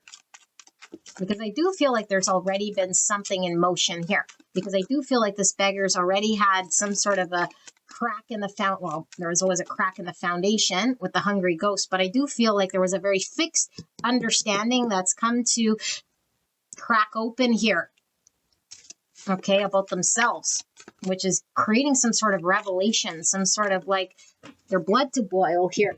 Drop the card. So this felt like this. Okay, we're looking at the beggar's energy.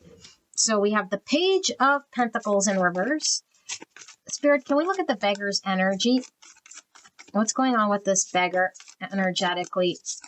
Clear and concise message for the greatest and the highest good of pile number 3, Spirit. What's going on with the beggar's energy? I feel I need to do that again. Clear and concise message for the greatest and highest good of pile number 3 and this beggar energy. Can we dive into the beggar's energy? So Page of Pentacles in the reverse. Yeah, there's like an unreliable energy here and somewhat of a missed opportunity. Okay, 10 of Wands. So that's, like I said, remember the building of the energy, like the blood force energy. 10 Wands, like it building up the pressure that creates the crack in the foundation to expand. Okay, so 10 Wands, something that's best to put down rather than carry, some sort of burden of responsibility here.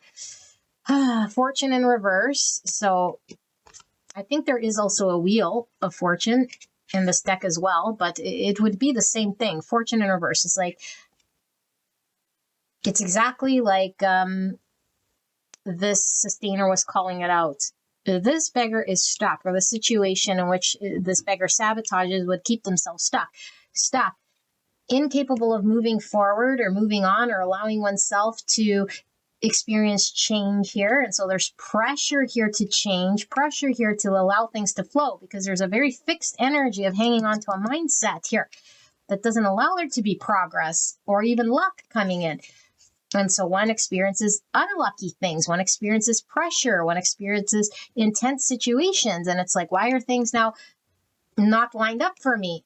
Now that the sustainer is in sort of the glue here, things could be definitely falling apart, or bad luck could be happening, or just it's building up here. It's stagnant and stuck. Knight of Cups. So the feelings are real here. Okay, so that's this attraction, but it's like, is it on a superficial, is it on a superficial level of expression with the suppression? Or is this beggar capable of expressing one's true emotions here? Because there is a opportunity that is missed or stuck or unexplored as long as there's a suppression of one's emotions. Why is this 10 of Wands here, though, Spirit? What's with this 10 of Wands? Seven of Cups, confusion, fantasy. I need to be clear. And again, this sustainer wanted clarity, wanted certainty. It's like certainty about how you feel. Express your emotions or show your emotions or acknowledge your emotions. Be honest about your emotions here. Give and receive love. And there's like confusion, pressure building, a burden to express oneself, to act on one's emotions, to be relied upon, to be able to experience one's emotions, stuck here. Okay, but I did feel there was some sort of an awakening here. So I don't know, like the Seven of Swords. Yeah, it's like be honest, be truthful, but it's in the reverse. So it's like finally seeing through one's own mask, finally seeing through one's stuckness. And maybe where this beggar was like blaming the universe, or that's just how it is, because this is like, there's nothing I can do about it. This is just sort of how it is. And there's this pressure now built up here, this missed opportunity. And it's like, I don't know, maybe it's like I have to say sorry, or I have to admit some sort of truth to myself, or see some sort of thing that I wasn't wanting to see. The Air. So again, a mind story, because remember what was coming through is this Mercury Uranus. It's like, the truth as I know it, the understanding I have, that's the Air. I have a mind story, an understanding, a belief, and I'm also very suppressed in the Swords, which is communicating truths, speaking my truth, expressing myself. It's confusion here, keeping things confusing. That's the burden that this person is imposing on a situation. And so situation was stuck. Opportunity didn't explore. This person seemed unreliable, seemed flaky, seemed inauthentic. Taurus, so could have been very stubborn as well. There was a need to express one's passion, one's desire, like a sensuality, and maybe not to be so self-focused in a way here that was more one's mind story of what do they think of themselves, or how they see themselves, overriding needs and desires, or truly like a flow state of giving and receiving here. And it's like, I feel there's a plug here. Okay, so let's go to the energy of let's go to the third energy here and see what we see. So what is the third energy here about? Can we dive into the third energy between the sustainer and the beggar? Oh, this third energy, what is this about? What is this third energy about? The crone and the one.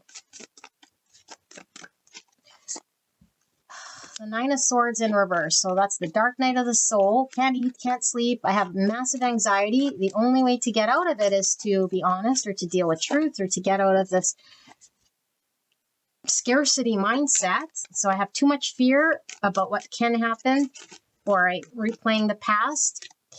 There's the Queen of Cups. Okay, so we have the King and the Queen of Cups, divine counterparts here, but it's like there's a lot of love here with this Queen of Cups, which I'm feeling from this crone. Okay, very wise, spiritually, psychic, emotionally deep, loving, caring, giving. And there we have the Emperor in reverse, which was coming a lot from this beggar energy. An inability to step into one's leadership, into the masculine energy, to take leadership, to follow one's passion, to admit one's feelings. There's like a suppression of masculine energy here, okay? And then an ability to step up. And so it's stubborn energy, like that Taurus energy I was picking up. It's like Yeah, the Emperor in the shadow. Yeah, 5 of Pentacles in the reverse. So it's like feeling left out in the cold. So lots of anxiety about the emotions that were being given, the compassion, the caring, the love, the expressed love I was getting. It really feels like mother energy here. You know, mother. It's like this mother, this Empress, mother energy, sustainer, mother energy, the one that cooks, cleans, fills all the needs here of this Emperor who can't take care of himself. It's like, now I'm out, rejected here, feeling abandoned. And the only way for me to deal with this is to acknowledge something about self. Okay, so Aries and Cancer, Scorpio, Pisces. And there we have the Knight of Swords. Yeah, confront something about myself. And so it could be that this Emperor is upset, angry. It's like, I want to have a conversation, or I want to argue my point with this Knight of Swords. But there's a need to confront one's own self. And I feel like the Sustainer confronted her own feelings here, because I feel like she was able to understand through the pain or the sadness here, to forgive herself or to forgive this beggar for not being able to step up. Yeah, so we have the Page of Cups. So what's that? Page of Cups is the innocent love, opening the heart space. And the Page of Cups could be a block to our hearts. When we can't give and receive, you know, when we can't give and receive love, we're blocked here. And it could be this Emperor was acting very immature. He couldn't get past the child age here when it comes to expressing one's emotions, if at all. Because this isn't even a knight. This is like a child. Okay, so a child just has these needs. And so this Emperor was like a child, could have been very emotionally immature here. And it's like this Queen of Cups, mother energy, and it could have been a parent-child type dynamic. It could still be. Just child, can't express, can't step up. And this mother is sustaining the emotional energy until there was a depletion. And it's like, I need to confront this. It can't sustain this way, because I feel the sustainer was definitely feeling left out in the cold, depleted, and maybe a lot of anxiety. And it's like, I got to confront this. I got to step out of this energy. And now this Emperor is left like, where did my Queen of Cups go? The Aquarius, I need to think differently, engage differently here with the Aquarius. Okay, and then the Queen of Wands in reverse. I think the Sustainer really felt unseen and unappreciated here. Okay, but she's going to have to work through forgiveness of herself for however it was she was engaged in a situation here, which, by the way, with the Aquarius, like I say, Aquarius is the star also in the tarot, which is all about healing. Okay, and I do feel like if these two were to heal, they were really needing to look at themselves. And the acknowledgement here of her own value, because in the reverse is like, it definitely could symbolize also an ego death, or putting one's mask down, which is the 7 swords. It's like, what mask is one wearing? And how are we going to heal this? And how can we acknowledge the value of other? So let's just give an overall message here then for the beggar and the sustainer here. Spirit, for these energies that I'm tapped into here, can we just get an overall message to close out this reading right here, right now? Thank you, Spirit. And thank you so much, pile number 3, for allowing me to tap into your energy, the energy around you at this time. So we have Scorpio in the reverse showing up. So gotta definitely drop the defenses, especially like the sustainer got forgiveness here. So I don't know if she's still snappity. Also, she's showing up as this Queen of Wands in reverse. She could be, you know, like still in a sour energy. So if she's hurt, she's projecting, oh, this beggar just used me. It was just a beggar, you know? It's like, no, it takes 2. We didn't have to be the sustainer here. 3 of Cups. So a 3 of Cups could be a card of reconciliation, coming together, celebration, friendships. So this could be the defenses needs to drop in order for there to be forgiveness, or at least some sort of seeing beyond. Okay, we have 2 swords. Two Swords is the stalemate. So why is the Scorpio here in reverse? Two Cups. Giving and receiving, partnership, harmony, trust, balance, union. Why is this Three of Cups here then? Just keep going. Why is this Three Cups here? Hope in reverse. And then finally, why is this Two Swords here? The King of Wands, and he's in reverse. She's in reverse.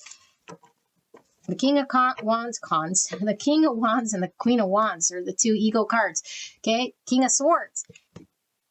Remember I said his Mercury here was needing to be shattered. There's the Sagittarius and there's the Six of Wands in reverse, ego death. Sagittarius. Okay, give me a minute here to sit with this energy as we close out this reading.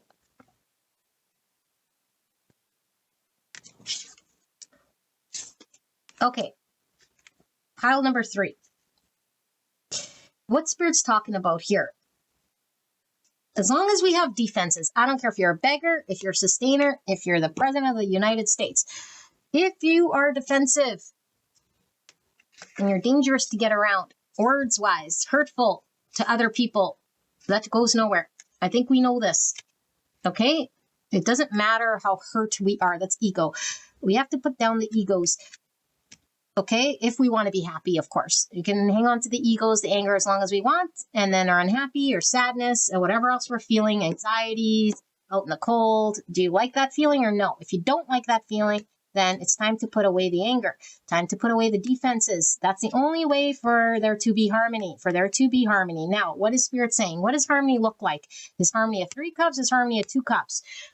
Only Spirit knows. 3 cups, friendship. Keep the peace, forgiveness. We're respecting each other here, not from a place of anger, but true heart space. If it cannot be a 2 cups, it's fine. Who would be angry of a 3 cups? Who would? Only an ego would. I wanted it my way. No. When you have it, wanting it your way, we're putting everyone else's needs aside because we think we're the bigger I. So whether it's friendship, whether it's a romantic partnership, okay, one thing is certain. It's like if it cannot be equally distributed, then we could just keep it in a friendly hello. I feel like the sustainers lost all hope here. All hope that this beggar person could be in this person's world without maybe not being defensive. Okay, and it's like, how do we come to an agreement or work beyond this? It's like, as long as this beggar person is an ego, is arrogant, is in shadow, is stubborn, is of their own track mind, is impossible to work with, is a know-it-all, is whatever, it's like these things can be true. And it's like, as long as they're in this energy, it's like I lose hope of even being friends. I lose hope of even coming together to reconcile. Okay, never mind even like this 2 cups here, because I feel like the sustainer was like trying to create a partnership here that was imbalanced and not happening.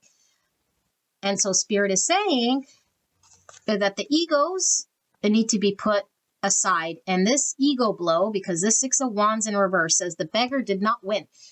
And the beggar is used to knowing everything and really being of the mind that they understand beyond the feelings, that they know how they are, that they know the truth, that they understand things as they're supposed to be. And that's what was getting them to move.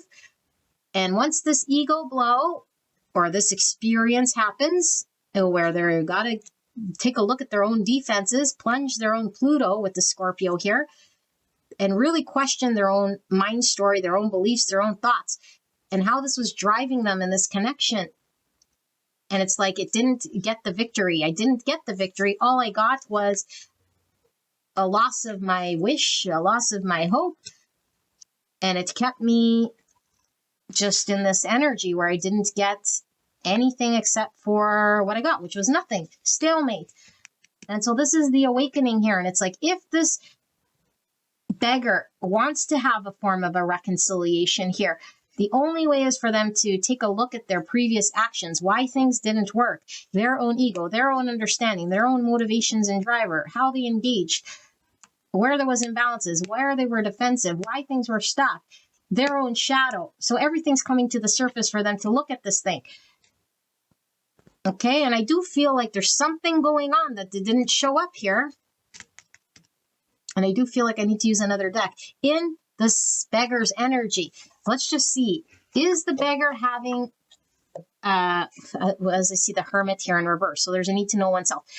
In the beggar's energy, is there a shift of understanding? I think that the beggar is sitting here with a look at the failed experience and an ego blow. But I don't know if the severity has kicked in just yet, because I do feel like there's a need to see one's own truth. So let's see, Spirit, just to close out this reading for the beggar, is there a realization of truth coming online here? Because I do feel like the sustainer is accepted some form of loss, is letting go or has let go here in the past position, and is moving towards the unknown and this beautiful mother energy, empress energy, and closing out the cycle. You know, and it's like, maybe I'm just like waving to the beggar from afar, like being their friend from afar. But I doubt it here, because I feel like even being friends here seems almost hopeless. It seems very stuck. You know, like this King of Wands is very stuck, or this beggar. So let's see. Is this beggar having any sort of revelation? Is there any guidance or advice for this beggar? The World. So remember, the sustainer had the World. The beggar is showing up with the World here. I need to close out a cycle.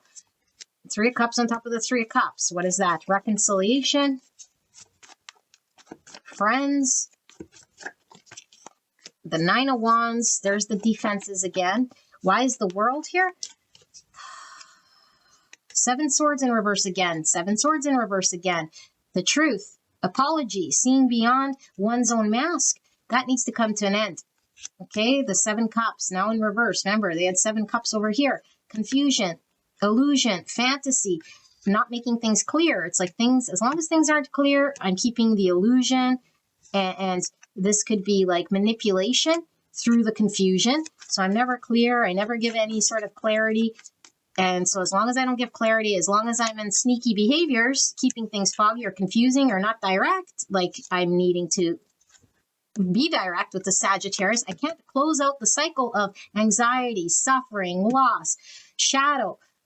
How could we be friends? How can we come together? And I don't know that this beggar wants to come together as a 2 of Cups so much as it is, I want my friend back, or I want my mother back, or I want to reconcile. But it's like I'm still defensive here in this 9 Wands energy. So why is this 3 Cups here?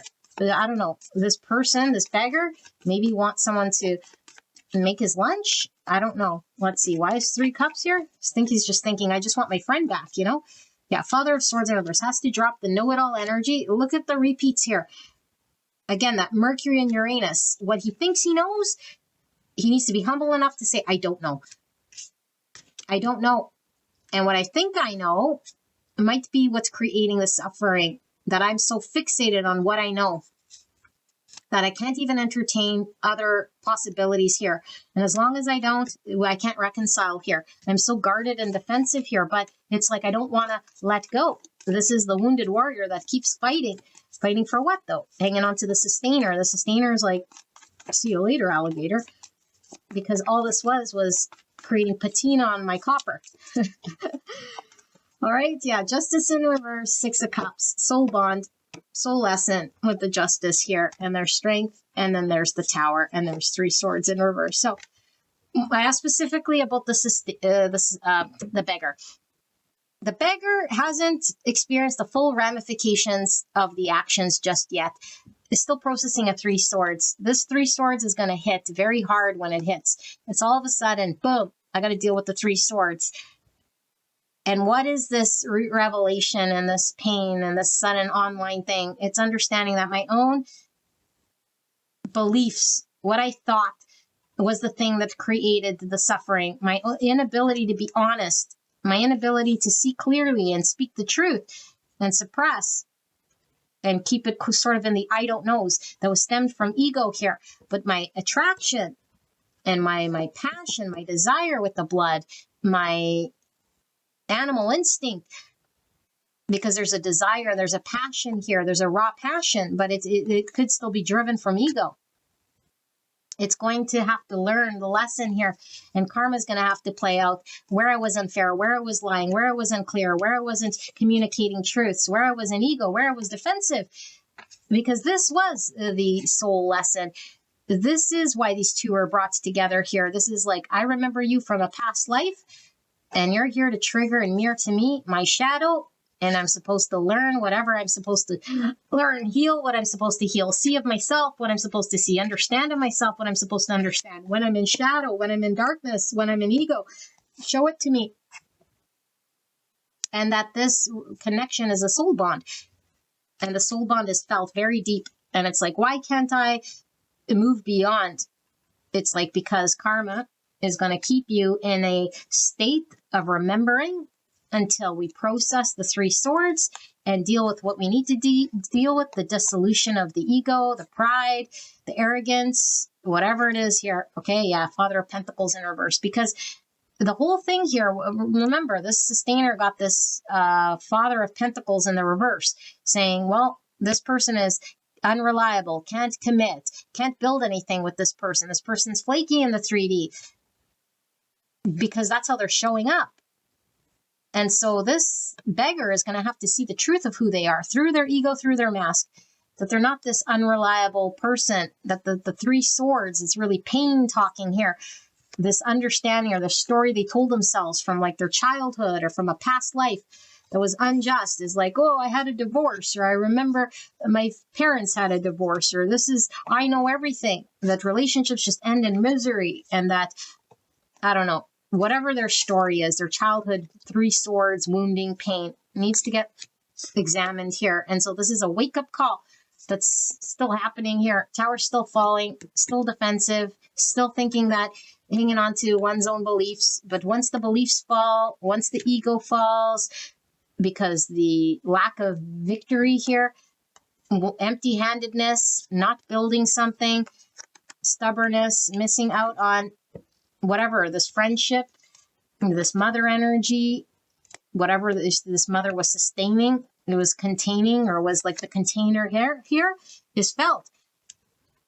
And so I do feel like this beggar is going to want some form of a reconciliation. And I do feel like the sustainer is going to be nowhere to be found. And I do feel like this will be the beginning of the tower. The true look at the three swords. Where did my mother energy go? Where did my friend go? And it's like, well, now I got to endure the ascension process. You know, no matter how painful, I must ascend. I must become this emperor. And not because I have to do anything other than we come here to this world to experience karmic lessons, growth, ascension, be the best version of us. This person was meant to be an emperor. After all, he was showing up as the one. Only when he could see beyond his own mask, his own ego, the authenticity here. And I think this crone knew that he was the one, that he could be an emperor, a divine masculine rising, but being sort of immature here emotionally and suppressing emotions, very inauthentic, very much lacking clarity and direction and purpose. And that's a big lie. Okay, a big lie. There's an inauthenticity about him here. And she's like, no, I don't need hypocrisy. I don't need any of this. And look at this seduction and this femme fatale. And it's like, maybe he was trying to seduce her with knowing that she had feelings, which is the three swords. And now they both mirroring the three swords, except her three swords is processed here in the past, and it's upright. His is in reverse, and it's covered by ego, and it's covered by a tower that hasn't yet fallen. Which means I don't want to accept the truth. I don't want to see the truth. I don't want to talk about the truth. I want to just pretend I know it all. And I want to be in denial until the mask slips and falls and I can see through my own confusion. Ouch. The thing I was suppressing here, the truth, that I am just a little boy hiding behind some stubborn man, you know? But really, I could be more than that. Anyway, that's your reading. Pile number 3. I hope this helped you.